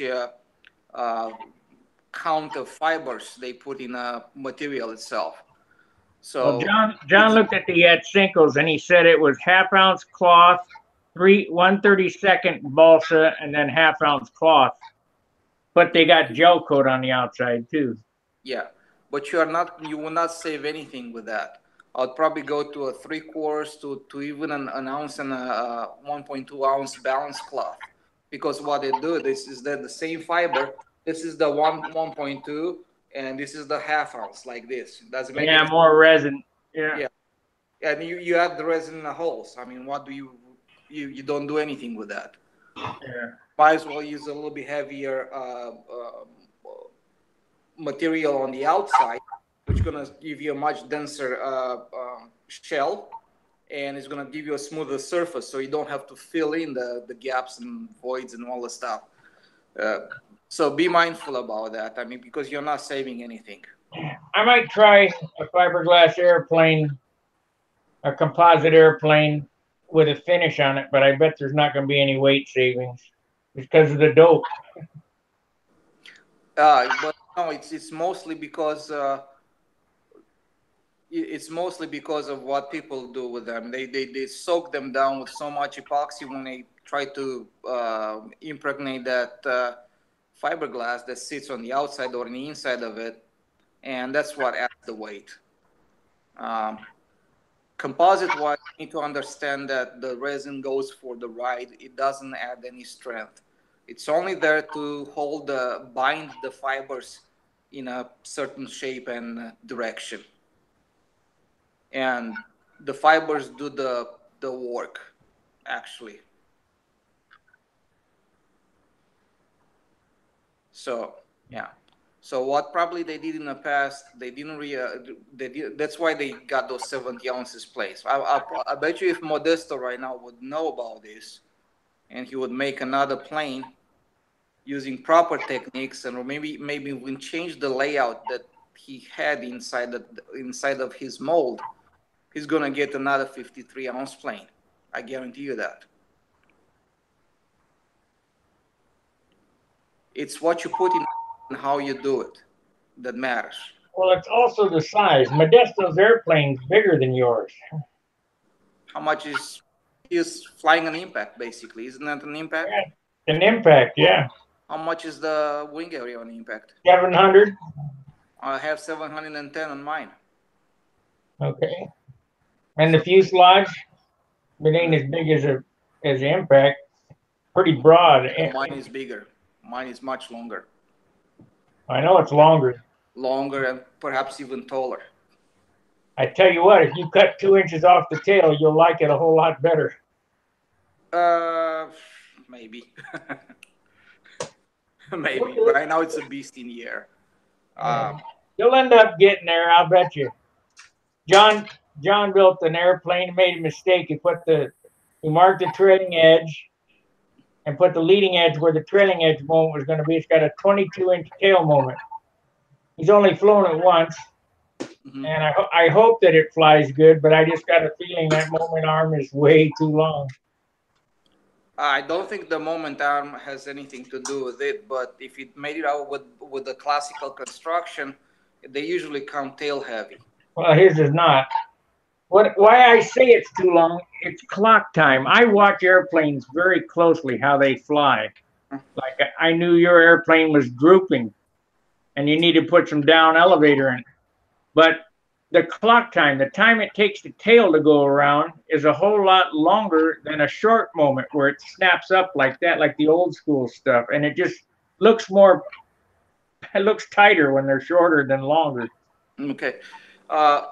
But yeah, that's looks, but looks and physics are two different things. And so you're telling me that it takes less time to go around the corner with a 22-inch tail than it does with a 17-inch tail? Don't be Brett Buck on me. No, I'm not trying to do that. Okay, but it's like if you wanna hear my explanation is the way you create lift is by changing the angle of attack of the wing. And the angle of attack of a wing is changed by the torque, because when you put the force down on the tail, you change the angle of attack and it goes up a little bit. And that's when it bites into the air and it creates a lot of lift to turn the plane, right? Hence the big elevators. And for the same force, everybody's going to tell you, and everybody pretty much knows this. If you have a wrench and you want to put a lot of torque on a screw or a nut or whatever, where do you go? Do you hold the wrench by the head, or you go as far back on the wrench as you can? That is torque, but we're talking moment arm. Moment means time, moment of inertia. The time is a lot longer for that long moment arm for it to go around the corner. So if you have a shorter moment arm with bigger, more authoritative elevators, it'll go around the corner a lot quicker. Why do you think a combat plane is so short with the elevator on the tail? Yeah, but if you say the moment, right? And Yeah, the moment. moment arm is the more powerful when the arm is longer, not shorter.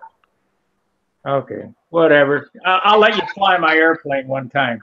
Sure. Boop, boop, boop. I'd love to. A lot different. You can fly mine. I don't care. It's fine. That'll be great. I mean, it'll be a nice way to change information. I've flown them long tail. I've built hundreds of airplanes in my life, hundreds. And I know all about that long moment arm stuff because I did experiments with it. Yeah, I built quite a few of those too. Not hundreds, but quite a few of those. And you know, I tell you, it's a big difference in the way this one flies compared to what I flew before. It's huge difference. It's difference. Let me explain this to you. You know, when Billy, now there's no ragging on Billy, you got to say he's probably one of the top guys in the world. Mm-hmm. They started flying these piped engines with the weight slung under the airplane. So that caused a trim problem where you had to move the lead outs down underneath the wingtip in order to compensate for the lateral roll of the airplane. Okay, so he says they understeer, so they went to 4-inch bell crank and a taller horn.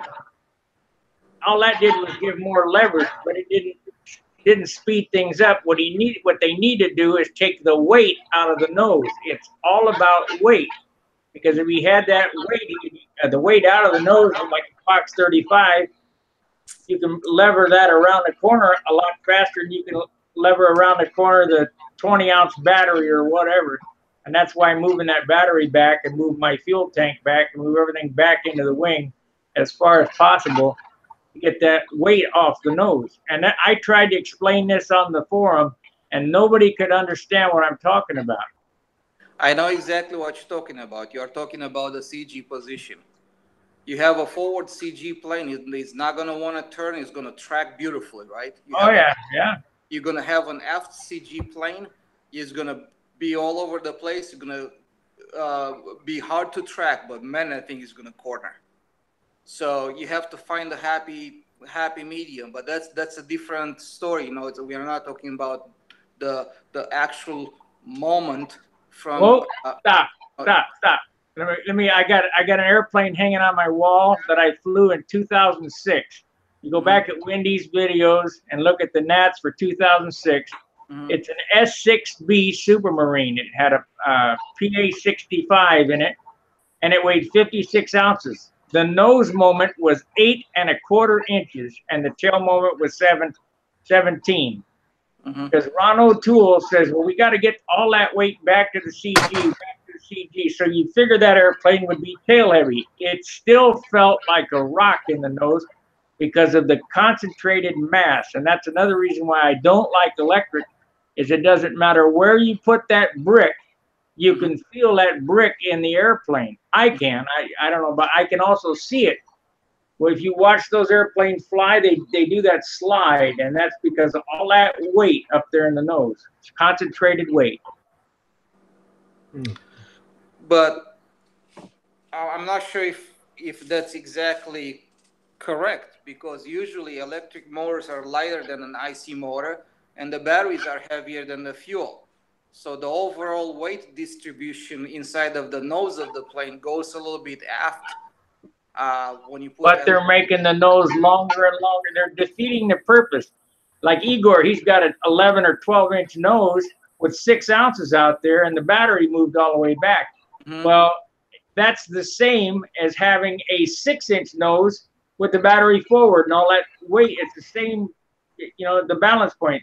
The tail only has to be long enough to balance the nose, is what I'm getting at. Or the nose has to be long enough to balance the tail. Right, same thing, yeah. Yes.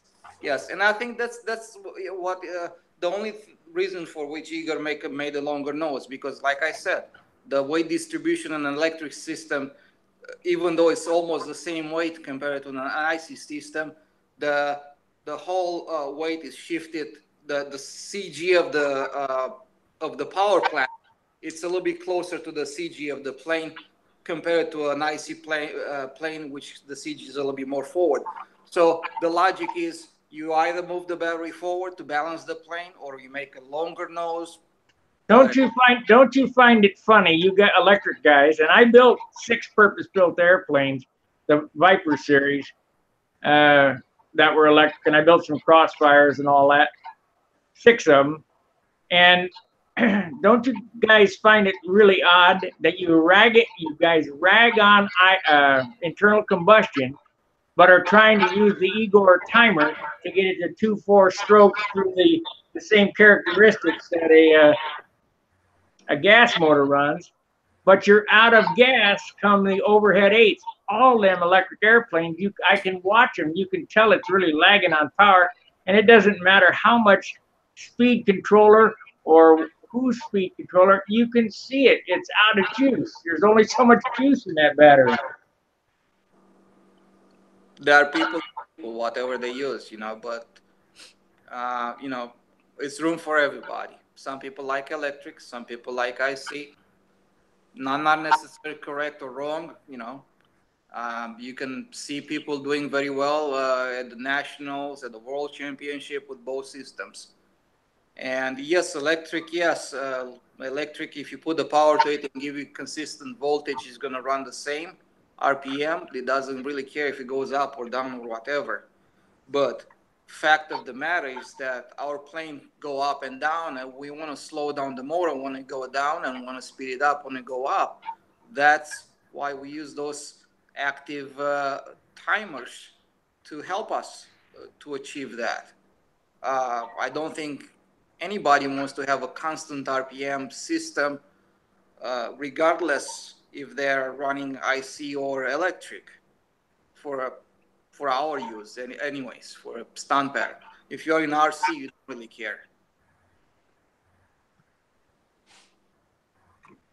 So that's the way I look at it.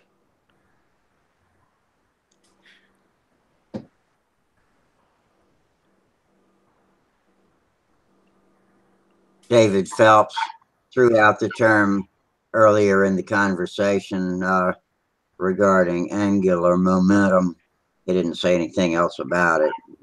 Just angular momentum is a moving vector, right? That's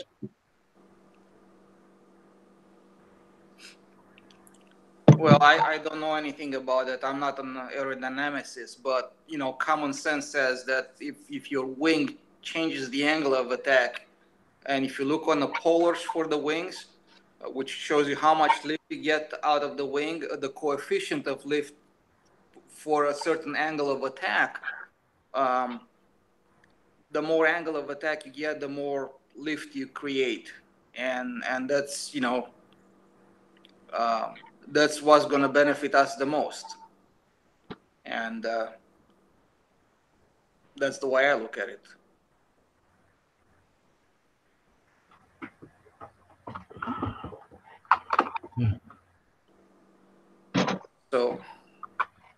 So that's my story.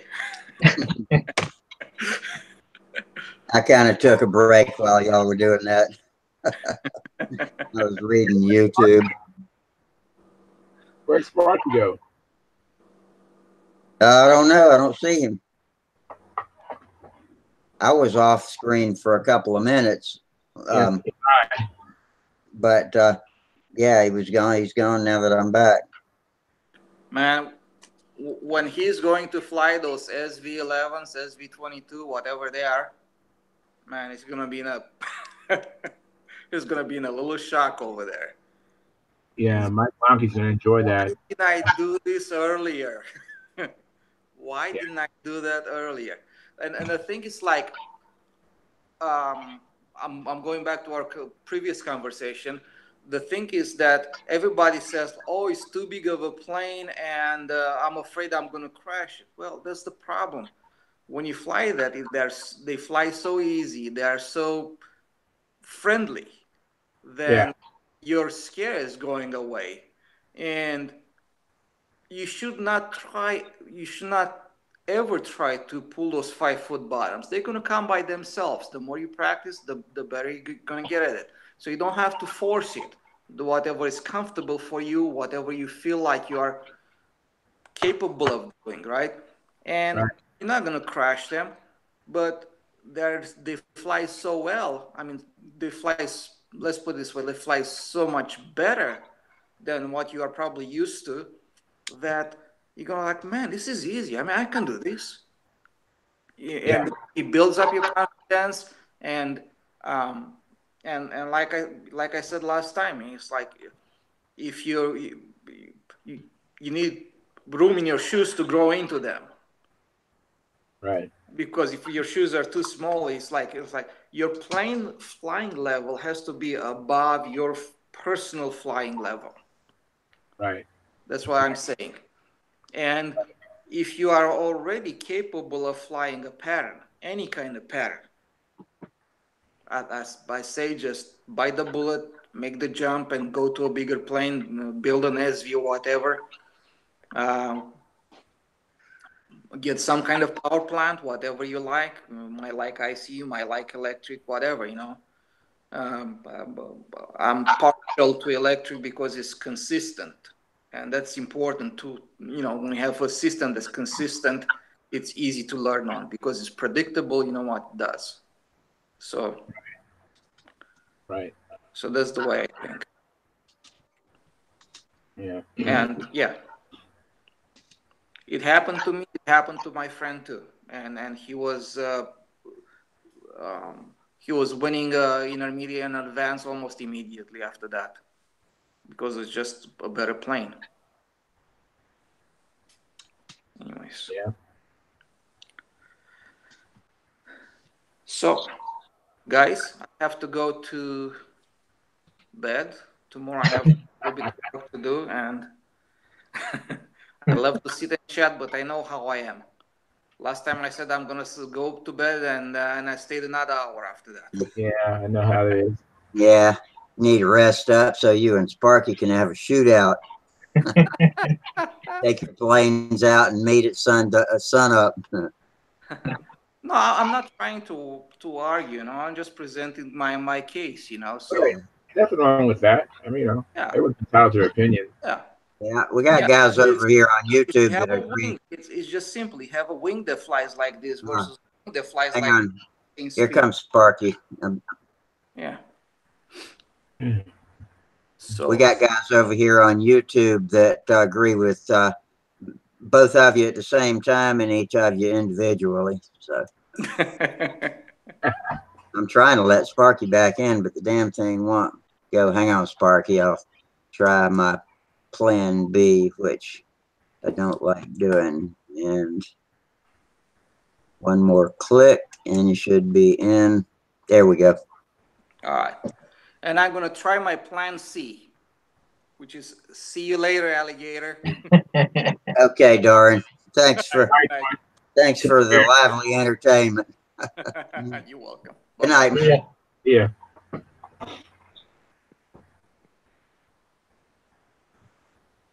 All right. Good stuff. Yeah, I mean, I was listening just to learn, you know. Yeah. I had to go investigate some background activity, so I didn't catch all of it. But Terry Forbes is signing out. Good night, Terry. But anyway, yeah, that was good. That's why we need to get those YouTubers or more of you guys watching those YouTubers so that we can hear. And Sparky's coming in and out, so that we can all get more mixed into the conversations. Yeah. Here comes Sparky. There we go. Gotcha. Did the whole site crash, or was it just me? No, it was just you. You came in and out a couple of times, and I had a hard time clicking you back in. First, your picture wouldn't come. Now we got your full audio and video. I'm gonna have to sign off. My computer crashed. Probably overheated when you and Doran were speaking in your discussion there. So, Yeah. okay, well. All right. Well, I'll see you guys probably Monday. Okay. All right. Take it easy, man. Have a good weekend. All right. Tell Doran, is he coming back? No, he's got to go to bed. Okay. Tell Doran when you see him. I didn't mean nothing. I'm not mad or nothing. Oh, I know. He's not either. Y'all just added some lively conversation. We got guys over on YouTube that agree with each of you and both of you, different ones individually and together. So yeah. I'm trying to get these YouTubers more involved with the show. So anyway, good night, Sparky. All right. Good night. Yeah, I was trying to help you out too, but their conversation was so energetic, I couldn't. I know. I mean, where are you supposed to jump in? So. Yeah, exactly. Yeah. But yeah, I found it very kind of interesting because I can see both points. You know, it seems like they're talking about two different things because the clock time is one thing, but then Dorn was talking about the leverage and a longer tail moment, you would have more leverage. I mean, did you see David Phelps' last comment where it says it's what makes a skater turn faster as she pulls her arms in? And it's also like the governor on the lawnmower, same thing, or a steam engine, you know, with the balls that are on the scissors mechanism to pull out and pull in to slow and to regulate the speed of the engine. Oh, Tom Creasy's joining us. Oh, that's an interesting point about that Dave Phelps made. Yeah, they put their arms in closer to spin faster. You're right. Yeah, I wish I'd commented on it. I was off chasing pirates at the time. I'm coming to get you. There you go. Okay, we got Tom Creasy in with us now. You can tell us late night. Yeah, we're here. Yeah, the back corner of the smoky bar now. Here comes Tom. Hi. Wow, what a conversation that was. Yeah. Did you see that thing? I've been listening all night. Okay. I just been sitting here building. Yeah, I had a friend, he asked me, he goes, Charles, now I'm on the show, you hardly say anything. Well, I'm like, well, I already know what I'm talking about. So when they're talking about things I don't know, I just be quiet and listen and learn. Yeah. Right. Hey, Minnesota Mike, didn't I say governor? Did I call it a governor when I was describing the balls that scissors in and out to govern the speed of a lawnmower or steam engine, that sort of thing? Ice skater. You said governor, but I didn't know what you were talking about, Rusty. Yeah, well, Minnesota Mike just said, that's the governor, Rusty. And I was just shooting back. I think I mentioned governor while I was talking about it. Yeah, you did, but I don't know what that was about. The scissors of a steam engine. I don't know anything about steam engines. Oh, well, you know about metal balls out there, right? Regulation, don't you? How some vehicles have governors on them to, no matter how far you mash the throttle, it's got a centrifugal weight intervening or letting go of the main shaft by centrifugal force. It's got a scissors mechanism with a couple of heavy balls that spin out to slow it down or come back in to let it float. Oh, okay. See, I didn't know how a governor works. I always thought it was just like a restrictor where, you mash the. I mean, there are different kinds of governors, but this is a mechanical, early style mechanical governor, and I just remember seeing them on steam engines because it's always out in the open where you can see it, and it is regulating. Gosh, what is it? Oh, David Phelps says that governor works. So yeah, angular momentum. That's what got me into this, David. I came straight from your comment to engine governors, and then that applies to the angular momentums that they are Dorian and Sparky are talking about. So yeah.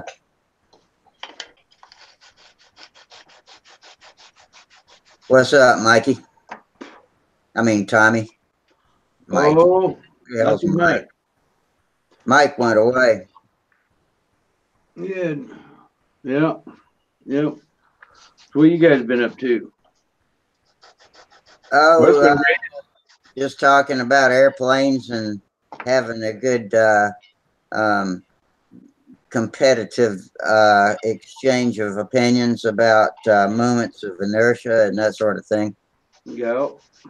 And How you angular doing? How you momentum. doing, Rusty? And angular momentum. Say what, Tom? How you doing? You feeling better?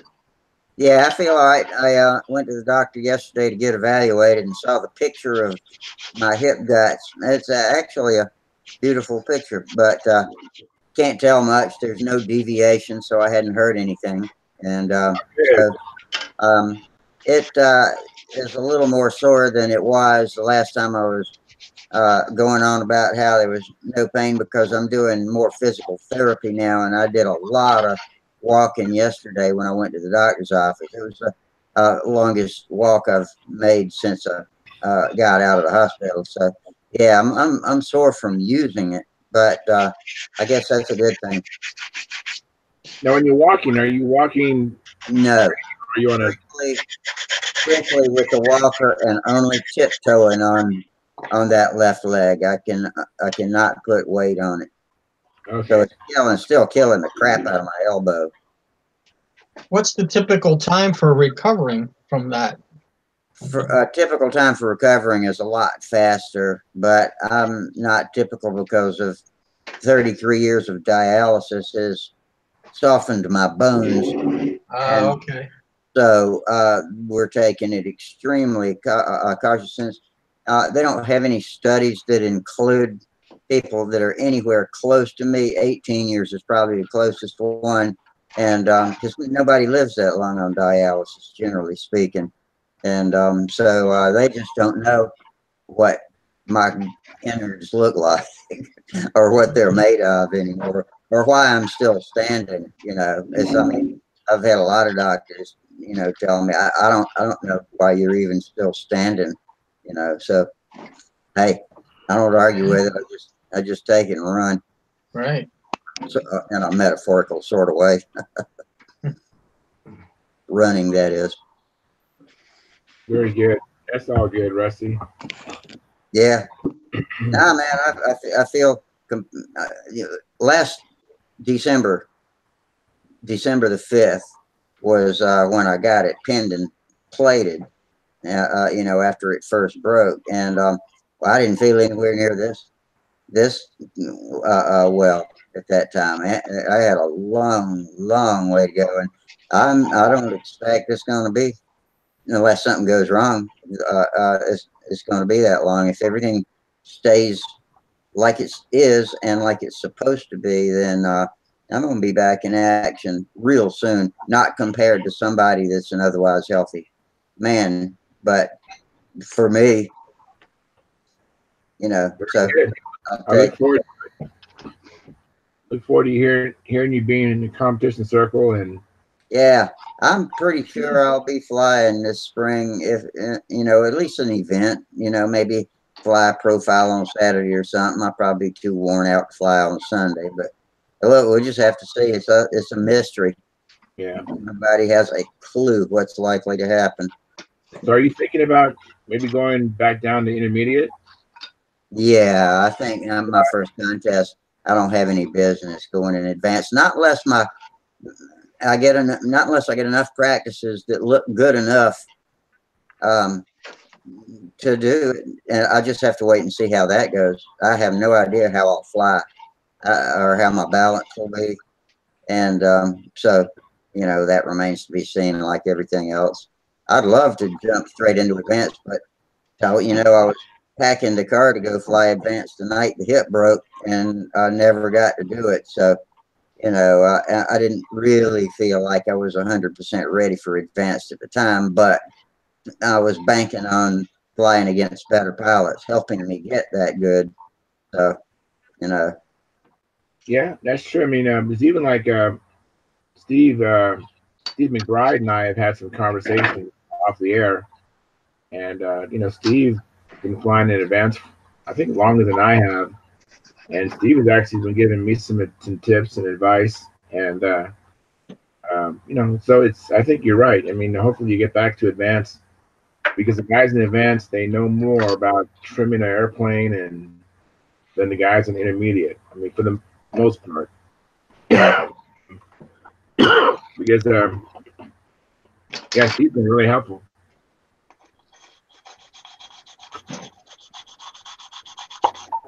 See my cotton candy? My sister gave me 2 big old tubs of cotton candy. I had an odd craving for it the other day. Actually, I like the blue kind the best, you know, like you get on the stick at the carnival. Right. But all they had at Walmart was this vanilla snow. But it's pretty good. Yeah, I'm just amazed how much sugar you consume, Rusty. I was trying to hang with you. I did the Mike and Ike's, you know, to be like you. And then it's like, you know, I can't handle all that sugar. Yeah. So I've cut back a little bit. I still have a few munchies, but the Mike and Ike's are out. You know, I really thought they were very delicious. I really liked how they taste. They got good flavor, yeah. They have very good flavor, but it's the not only flavor in it that I don't like is the strawberry, and that's a relatively new flavor. And I always thought it was a mistake. My favorites are the lemon and orange stuff. If the first one I pull out of a box, blindly pull out of a box, is lemon, or if it's orange, then it's going to be a great day. If it's lemon, it's going to be a good day too. You know, regulate. I guess how my day is going to be by what color my first Mike and Ike is. Wow. Don't take that too seriously, anybody.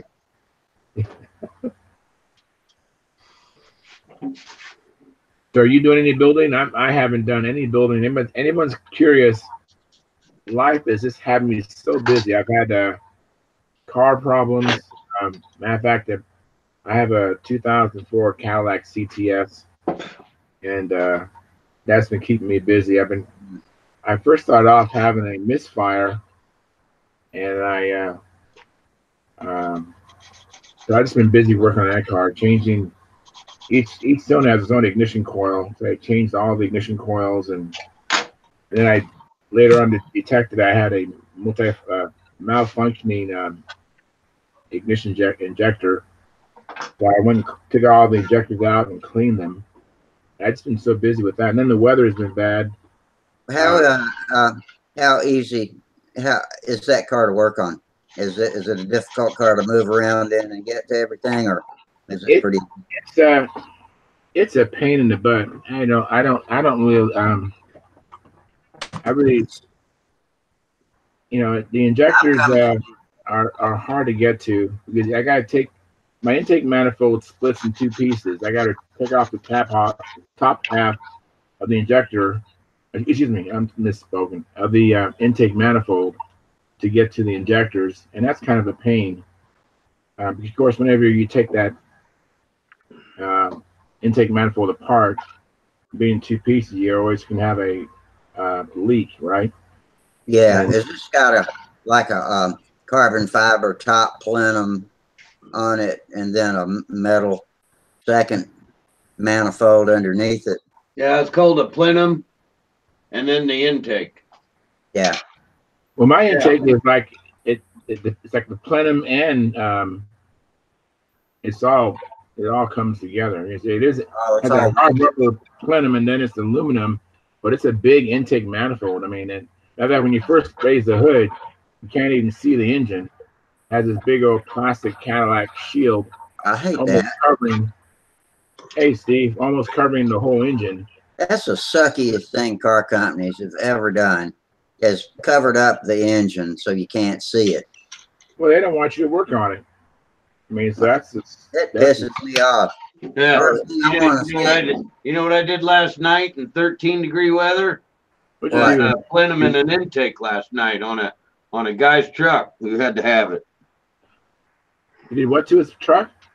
Yeah, 1994 Ford truck. Oh, that's got the plastic one, doesn't it? Huh? It's got the plastic one? Nope.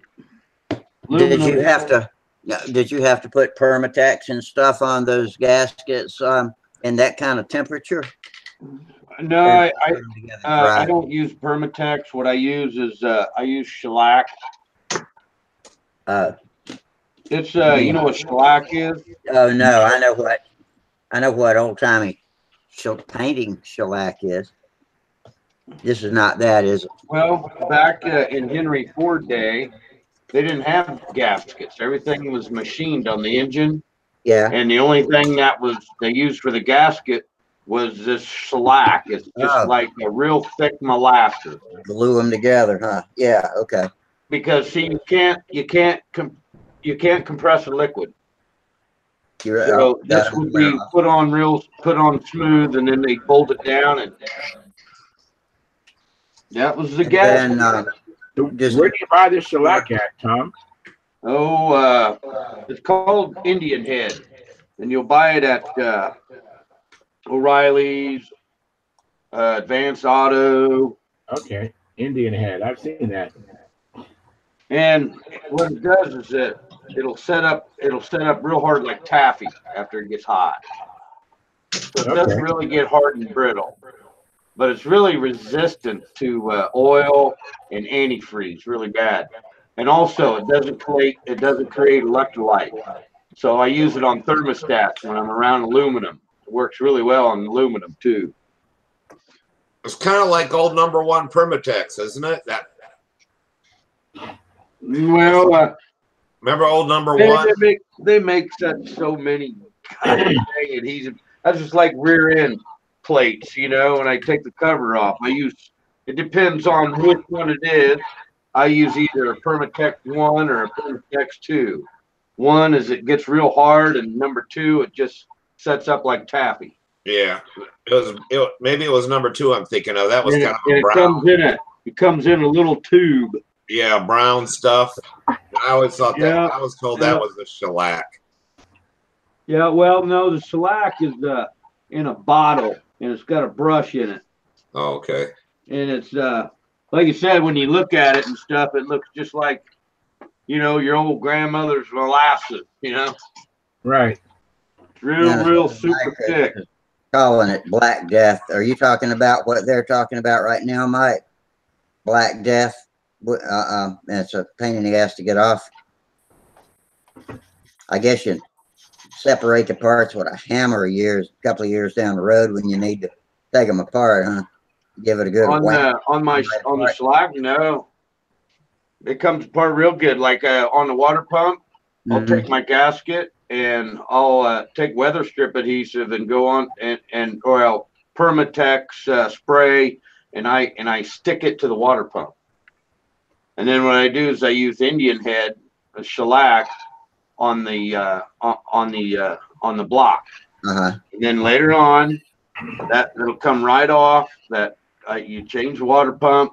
You just take a razor blade and it scrapes right off. You don't have to use a wheel. I don't use the wheel at all. My firm belief is making sure you got sharp edges for your gaskets, and make sure you got something to adhere to. Yeah. Anyway, that was my night last night. Boy, was that really fun and cold. So, Charles, what engine do you have you working on? Nuts and bolts. 3.6 liter. Yeah. 3.6 liter. In what? Cadillac CTS. Oh. Yeah. So I don't see how you can even manipulate nuts and bolts with your fingers when it's that cold outside. I know, right? Yeah, I'm wondering that too. Well, I have a hand warmer. You know, you light it, and then you close the pack up, or you close this little, looks like a little jewelry box. Yeah, I used to have one like that for hunting. And then it goes in a red kind of a felt bag.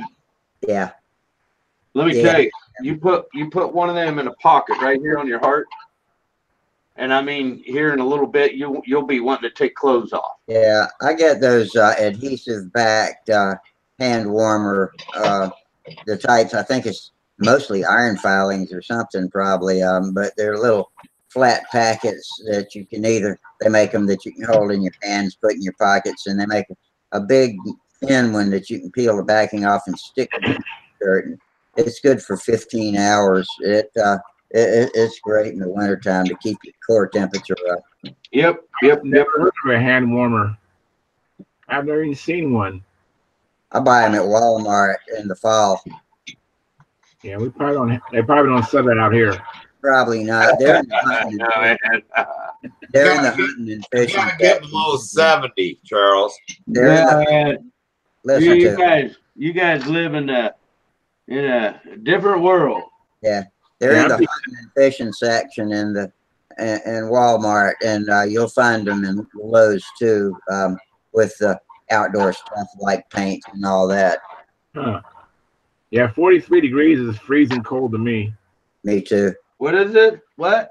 43 degrees. Holy cow! Right now, if it was 43 degrees out, I'd be out in a t-shirt and shorts. Yeah. I think we're looking for possible ice this weekend, if not in Columbia, maybe a little north. But my son's driving to Asheville for a concert, and there's supposed to be 16 inches falling up there tomorrow. Let's see what we got right here in Columbia. Oh, I got a text message. It is 43 degrees outside right now. Yeah, see, that's cold to me. It's just now, in the fall of the year, when it gets below 55, we quit flying because it's too damn cold. But come springtime, when it's 45, we're flying. Yeah, right. Once you make it through the winter and you get there, your body gets so used to that cold. You can go out there when it's 40-some degrees and it's like, damn, it's nice. My buddy that was working on his truck, he's like, dude, are you cold? You okay? You doing okay? And I'm like, yeah, man, I'm okay. I got a question for you guys with cold and engines. I've been flying for a long time and flying basically radio control stuff, and it never really mattered to me. We'd go out in all kinds of weather all winter long.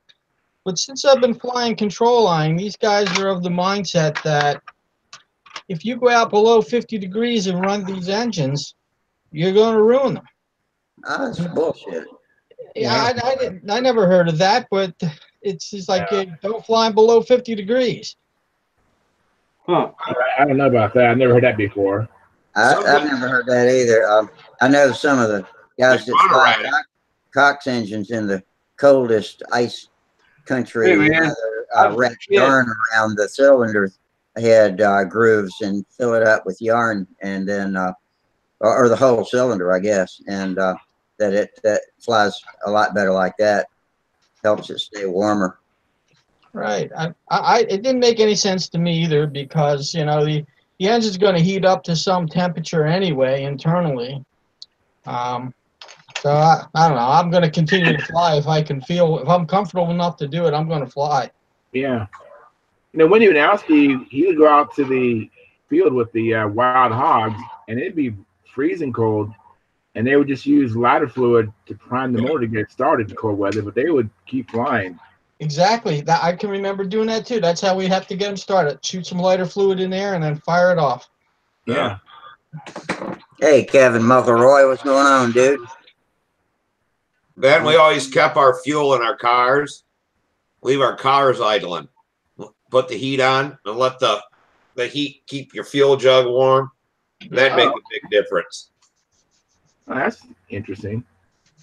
Now, opposite of that, when I saw Wendy video when he went down to Brazil, they were chilling their fuel to keep it cool. Remember that video? Hey, when I had an ice on my race car with a aluminum coil fuel line going through it before it went to the carburetor. Pack it with dry ice. Yeah. Get that gas so cold you can fit so much more of it through the fuel line, through the jets. Huh. Interesting. I had that on a go-kart once. Kevin.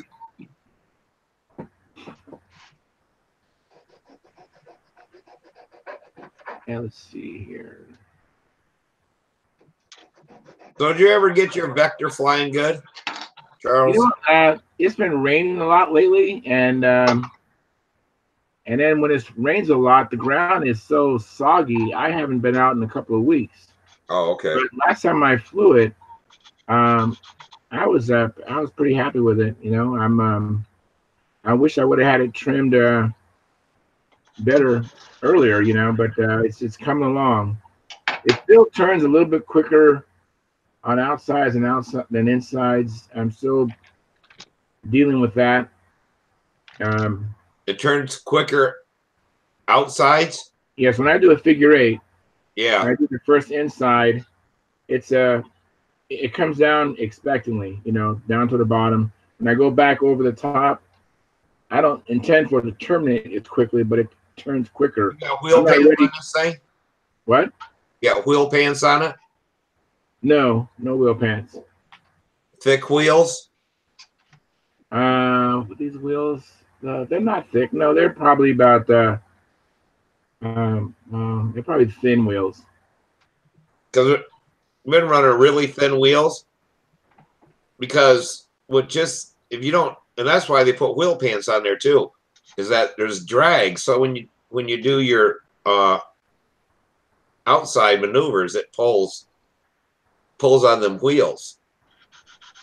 When you do insides, it keeps it from going as tight. Wants to pull it back the other way. You know what I'm saying? It causes drag on the bottom of the airplane sticking down there. Interesting. Okay, so you know the Vector is supposed to have wheel pants on it. It might make it cut through the air just a little bit better. And the Brodak wheels that come with it are really thick. Yeah, I've changed those wheels. I changed the landing gear. I have the landing gear from RSM, which is a tempered aluminum. Yeah. It's much better than the aluminum that comes with the Brodak kit. The aluminum from Brodak, it just will splay out when you land hard. And but the RSM is really nice material. And I put thin wheels on it, so okay, so yeah, that'll cut down a lot of it. So I'm trying to understand what you're saying. So if I have more drag, it won't turn so quick. Is that correct on the outside? On the outside, the more drag, the quicker it'll turn. Oh, well, that's already a problem. I already have it turning too quick already. And it doesn't have much drag on it. I don't have any pants. Quick already. It's quicker than the inside. Yeah. Yeah, only thing, can you adjust your push rod a little bit? You know what? I did that first. I adjusted the push rod and I got it to turn the equal distance, but then I had so much up elevator in it that when it flew upright, the tail was hanging low. And then when I was flying inverted, the tail was up, was kind of high. And that was really problematic when I did the 4-leaf clover, because when you're coming across, you know, the plane had an attitude to want to climb or an attitude to want to dive, depending upon the direction I was going. And so then I put it back to where it's supposed to be. And then this is kind of what happened to me prior to the last contest. I cut off the canopy and some wood around it, and I decided to push the flap down by lengthening the push rod coming from the bell crank, right? Oh, okay. And I just taped the canopy back on, and mind you, I cut some wood as well as the canopy, so I inadvertently weakened the structure, and that's when it started to come apart on me in air, and that's when I had to rush to the contest, and I glued it back together, but you know, I was working on it up until my official flight, you know, so it was a very disappointing outcome. Oh, okay. So, but when I did do that, I did see that it did fix the problem. If I'm actually entertaining going back in there and pushing that flap horn down a little bit further by lengthening the push rod. I don't know if there's something wrong with the plane. I mean, I built this plane 6 years ago, or I shouldn't say built, but put it together 6-7 years ago when I didn't know very much about, you know, construction. So the plane must have an incidence problem somewhere in the plane that's causing me these problems. What about the engine thrust? Is it straight ahead? Yeah, it's straight ahead. Not When I up put or it down. when I put an incident meter in it, it actually I saw that the engine had it was kind of pointing down. So I put some those wedges that Tom Moore sells, so I could bring the motor up, so it flies. So the motor is pretty much at zero degrees incidence, Yeah. and that seemed to help a little bit. Okay. So it's just a work in progress, but I haven't had an opportunity to fly it in several weeks. Yeah, just have to get your new one done that you're working Yeah, on. that's what I'm thinking exactly. I'm like, I'm through with these things. But I've been so busy. I just need a baby. Just like someone said, just do 15, 20 minutes every day. I think it was you, Steve. Yeah. Said just do 15 minutes every day, and I haven't had the discipline to do 15 minutes every day. I just been, I have a wife and 3 kids and busy life, and No kid. and I just haven't been doing it. I've always wondered how some of these guys can have a family and do what they do as well as they do on the field. They're younger. Yeah. They're a lot younger. Yeah, it's amazing. Yeah, so might be some divorces in the works out there. Who knows? Yeah, I've heard that. I'm not mentioning names. I've heard some people have had some challenges in that area. There's some hobby widows out there. Yeah, I remember reading a story. I guess when this is in print, so I'm not saying anything that no one hasn't read. Bob Gieske, his wife. Did his wife pass away? I think she passed away. So he's a widow, and he's dating a young lady, or a lady, not necessarily young, but dating a lady. And the comment was he went flying on a weekend, and then he told her she was going to fly again. And he told her she was going to fly again, and she goes, "You just flew last Sunday," and that's basically when he knew that that was not a. No. And I'm gonna fly next Sunday. Exactly. Yep. Happens to the best of them. Some people don't know how to have fun either. I mean, or don't recognize it when they see it. Yeah. Don't recognize it when you see it. That's it. And don't understand that it's a good thing for the soul. That was a partner that's got that guy got something going on that's good for the soul is a good partner to have. So Rusty, how's your hip? You getting more use out of it? Just no, but only because I'm told not to. I went to see the doc yesterday, and they said doing fine. Everything's like it should be. Don't put any weight on it for another 4 or 5 weeks. Oh, okay. So it's the walker with the tiptoe. I am putting too much weight on it because my elbow hurts so bad, but I'm doing the best I can. So there's people out there that weigh 378 pounds that have brand new hips, and I guarantee you they're putting more weight on their tiptoe than I'm putting on my 124-pound body's tiptoe. Yeah. What do you think so far, man? Bones are, but let me click on that. Hang on there, Tom. Well, that looks nice. Getting there. Oh, yeah. You were sending me pictures of your experimentation, and I never. On this one, further. On this one here, or see the canopy? Yeah. A little closer. See, yeah. Looks like a duck bill up there. A little bit.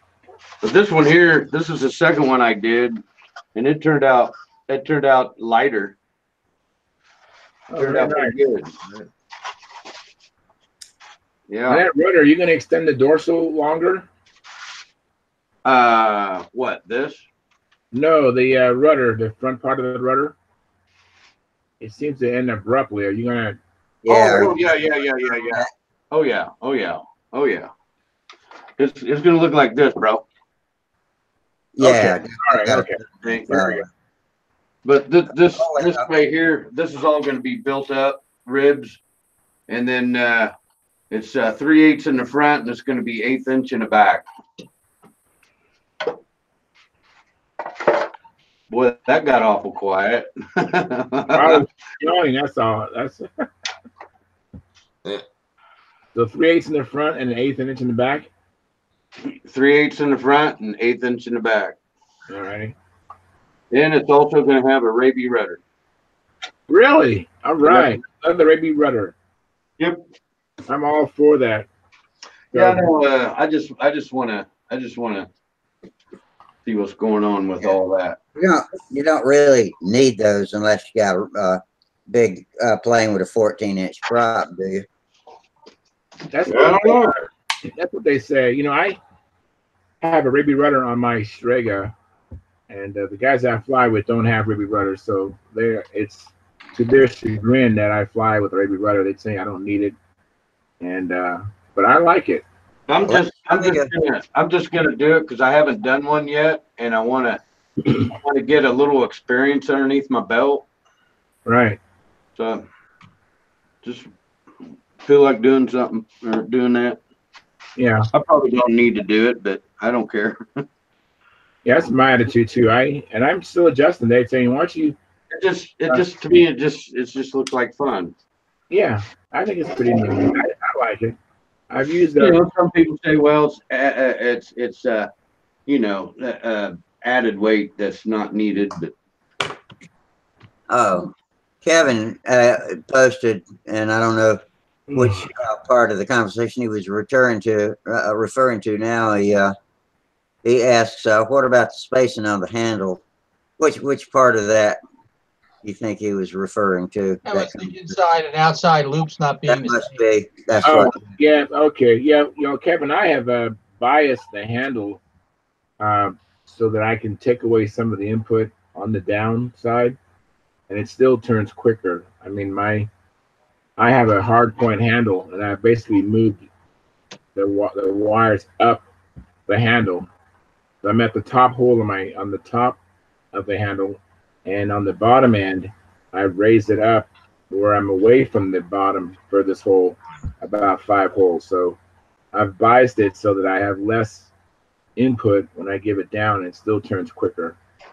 And my handle, I don't like how it looks. You know, I'm like, it doesn't look symmetrical the way I have it set up.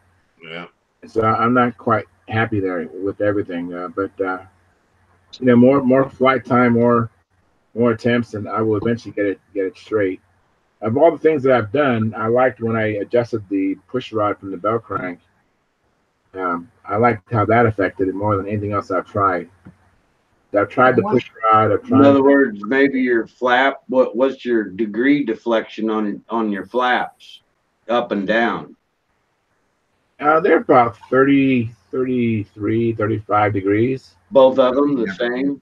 Yeah, it appears to be about the same. Maybe you got a washout in the wing or something. Well, another thing it could be is the geometry of the control system. Like, do you know if the horn on your flaps is that 90 degrees, or do those holes come up and move forward slightly? You know, the flap horn, it has it's canted forward a little bit. Okay. And the same thing should hold true for the horn on the elevator. No, that one goes straight down. That one's directly 90 degrees. Yeah, that should kind of be tilted forward a little bit too, so it's right at the center line, and that way, as close as you can possibly get it, you'll get equal movement both directions when you move the handle up and down. Yeah, it's definitely there's a problem, and so I'm just trying to adjust it. Like I said, the best thing I've found for me is just lengthening the push rod from the bell crank to the flap horn. That seems to have the most positive effect. Right. And it's really unfortunate that it started coming apart in the air, but I didn't know I had weakened the structure when I just simply taped the canopy back on. Like I said, I cut wood around the canopy as well, so And then it just started, you know, a laundry list of problems. But oh well, I'll get it eventually. Yep. What do you got clamped down there, Tom? The fuselage sides. Oh, okay. Yep. Oh, the doublers? Yeah, the doublers. Yep. Using 132 plywood. Oh, okay. I'm reading Kevin McElroy's comments. He's says hi, Charles, and he says, Vector, mine's still in the shipping crate. And he's kind of enticed me to buy his. Oh yeah, I saw that. I didn't read it to y'all though. Yeah, and then he has then he says, what about the line space on the handle, which I have already addressed? And then Kevin says, wow, that's a lot of rudder surface area. I think he's referring to your rudder, Tom. Yeah, that's a big old rudder. I forgot. I was going to say that, and I forgot about it. Oh, okay. See this little bit right here? Yeah. That's the only rudder that's going to move. Okay. Yeah, I'm not going to use this whole surface. Yeah, it's more or less like a trim tab. Yeah. Right. Well, the whole thing in one piece would be called the vertical stabilizer, anyway. Yeah, vertical stabilizer, and this part right here, this little part is rudder. Okay. So most of it's 90% of it's vertical stabilizer. Yeah. Does that help? I don't know, Kevin. Does that help, Kevin? I don't like too much vertical stabilizer, especially in the wind. You know, I actually had trimmed my rudder, my Strega down just a little bit, just to kind of. I was watching the Windy Nasky video, and Windy had a plane. I don't know which one it was, but he had too much rudder, and it made his plane weather vane. Yeah. And so he just kept. Tom, happy birthday. Happy birthday. Whose birthday is it? Samantha's boyfriend's. All right. Happy birthday. Everybody said. Oh. Happy birthday. Yeah, so when that windy video, he just kept shaving off a little bit of the rudder at a time until he got rid of the weather vaning. Mm. Yeah, I got the what did you do, Charles? I got the stab on my vertical stab on my twister clipped a little. The weather vaning is so the wind hits the rudder, right? And when you're you're going up into the wind, and then when you pass the wind, the wind is kicking the rudder, and you get line tension. Then when you get downwind,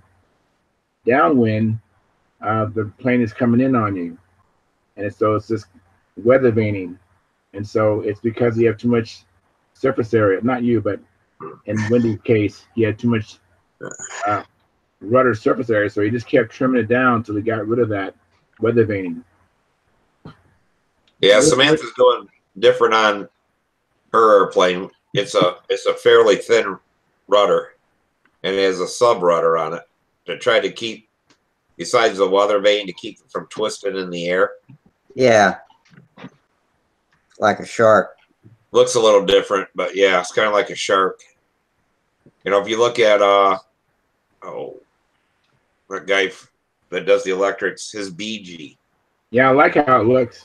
The BG has a symmetrical tail, or whatever you want to call it. Right. That is pretty cool looking with that sub rudder. Yeah, I actually like that look. Hey guys, I'm going to sign off. All right, Frank. Around. Thanks for hanging out with us, man. Take it easy, Frank. Enjoyed it. Take care. Yeah. Yeah. All right. See you next week. So did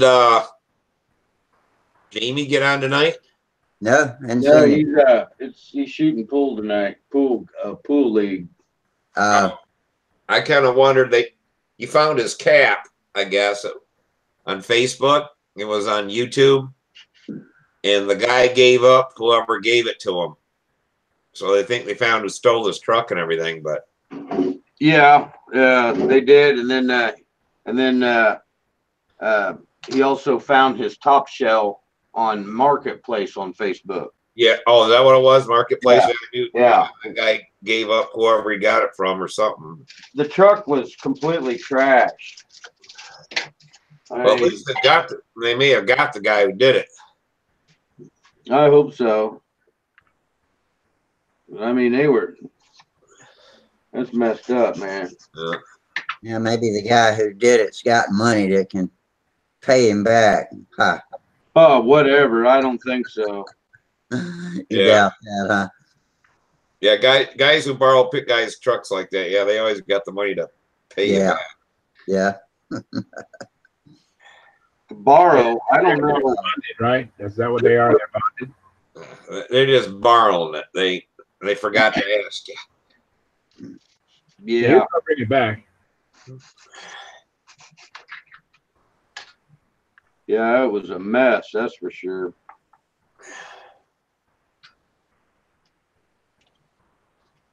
So that truck of yours, Charles, where you gotta pull the intake to get to the fuel rail? Yeah. Yes. Yeah. The intake covers it all up, and the intake comes apart in two pieces. Oh, okay. It's like a top half and a bottom half, and it's just a pain in the butt. You know, even my this newer cars are just a pain in the butt. I do it to save money. You know, I just can't afford to pay these shops. I think they're paying they're $120 an hour or something.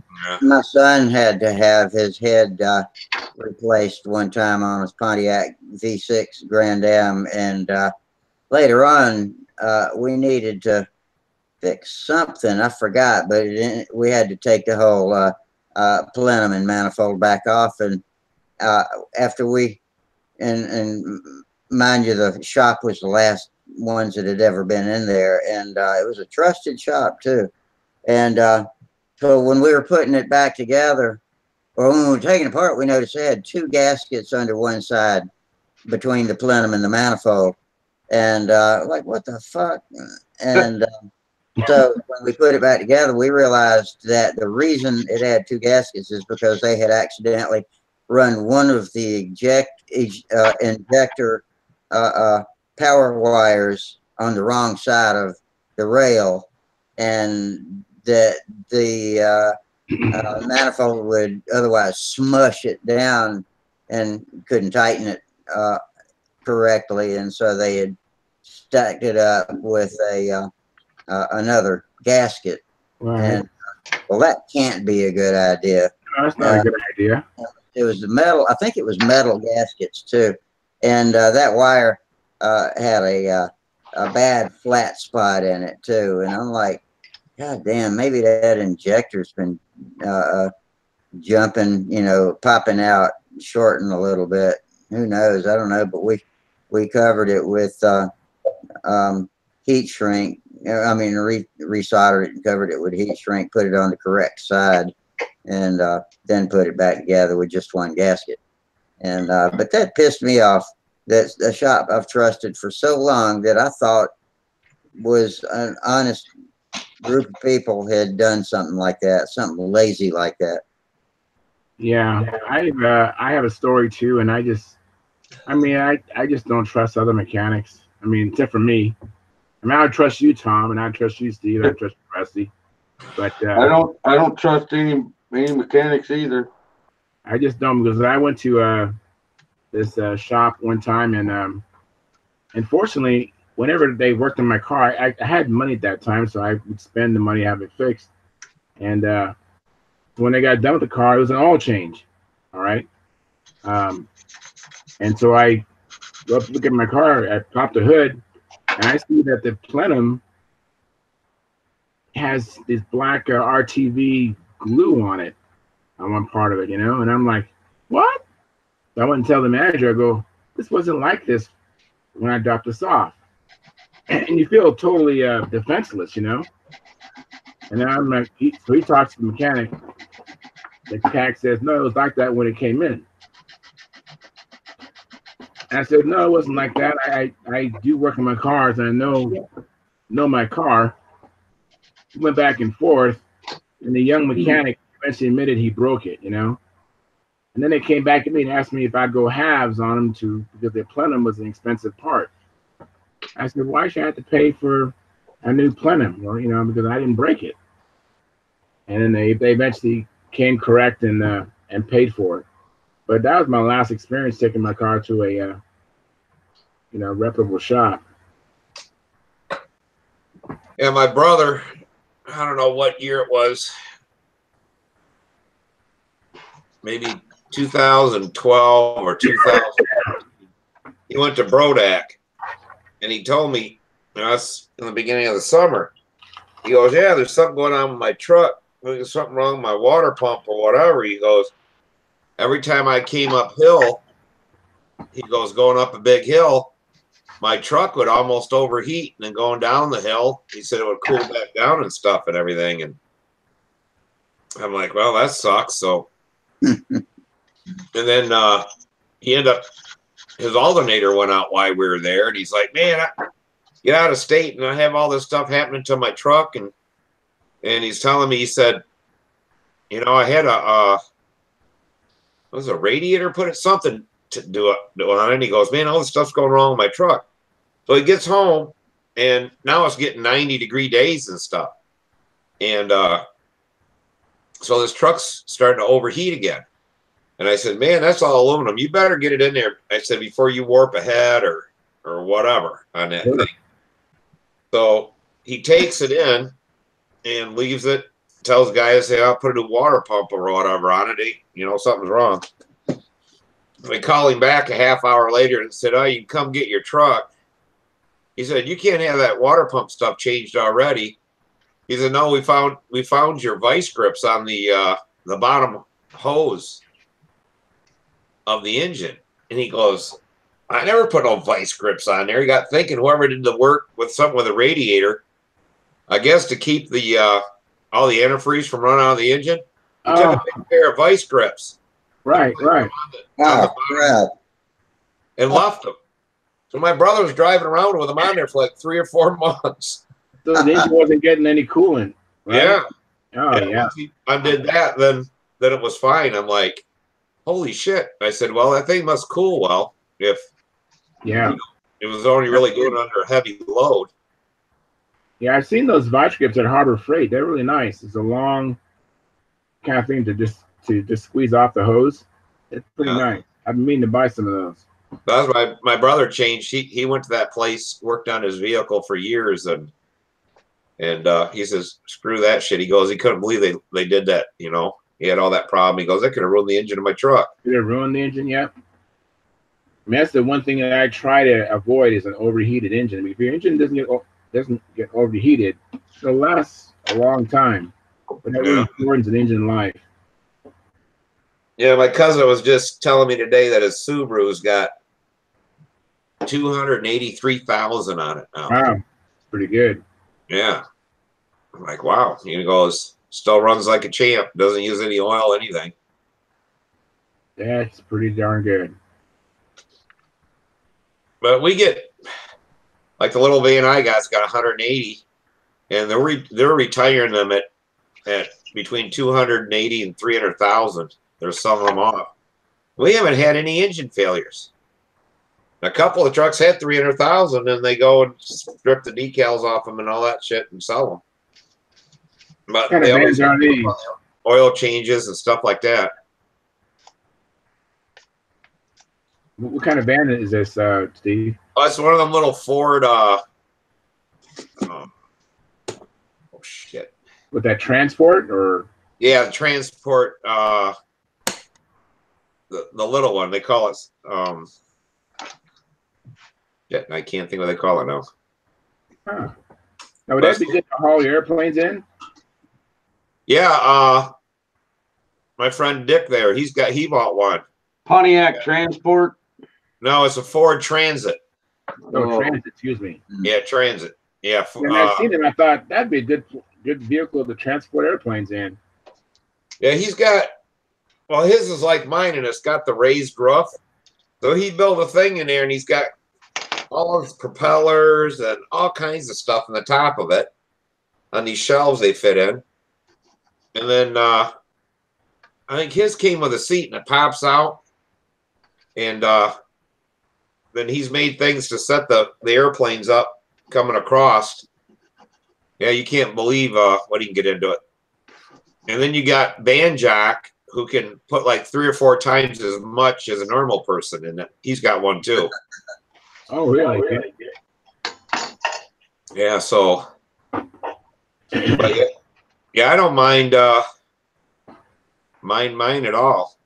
I mean, it was the first one for the company, and I said it's got 180 some thousand on it, and runs like the day I got it. Wow. I think mine's a 2010 or 11. So I've had it for a lot of years now. But yeah, our plumbers, they really put a lot of miles on them, and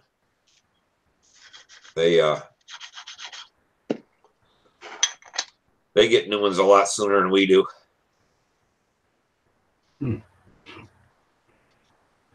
Well, you guys, I'm gonna jump. Yeah, I think I should too. Nice. Yeah, it's about that time. Yeah. Got here late, and So I'll see you guys. Today's Friday, so I'll see you guys Monday. yeah. Have a good weekend. Nice talking to me, huh? Yeah. Yeah, nice talking to you. That's all right. It's nice to hear you guys in the background. We'll see that rudder all done Monday and stuff. Oh yeah, it'll be sanded down and shaped and Fuselage be together, and don't know about that. Don't know about fuselage yet, but don't know. I got a lot of stuff to do this weekend yet. oh, okay. All right. Well, y'all all have a great weekend, and I'll see you Monday or whenever you can get back. All got- right. Yep. And Catch just you later, my guys. viewers that are watching us over on YouTube. So appreciate you guys over there coming too. And thanks a lot. We'll see y'all next week. As Yeah. usual, fair winds, tight lines, and we'll see you later. Good night.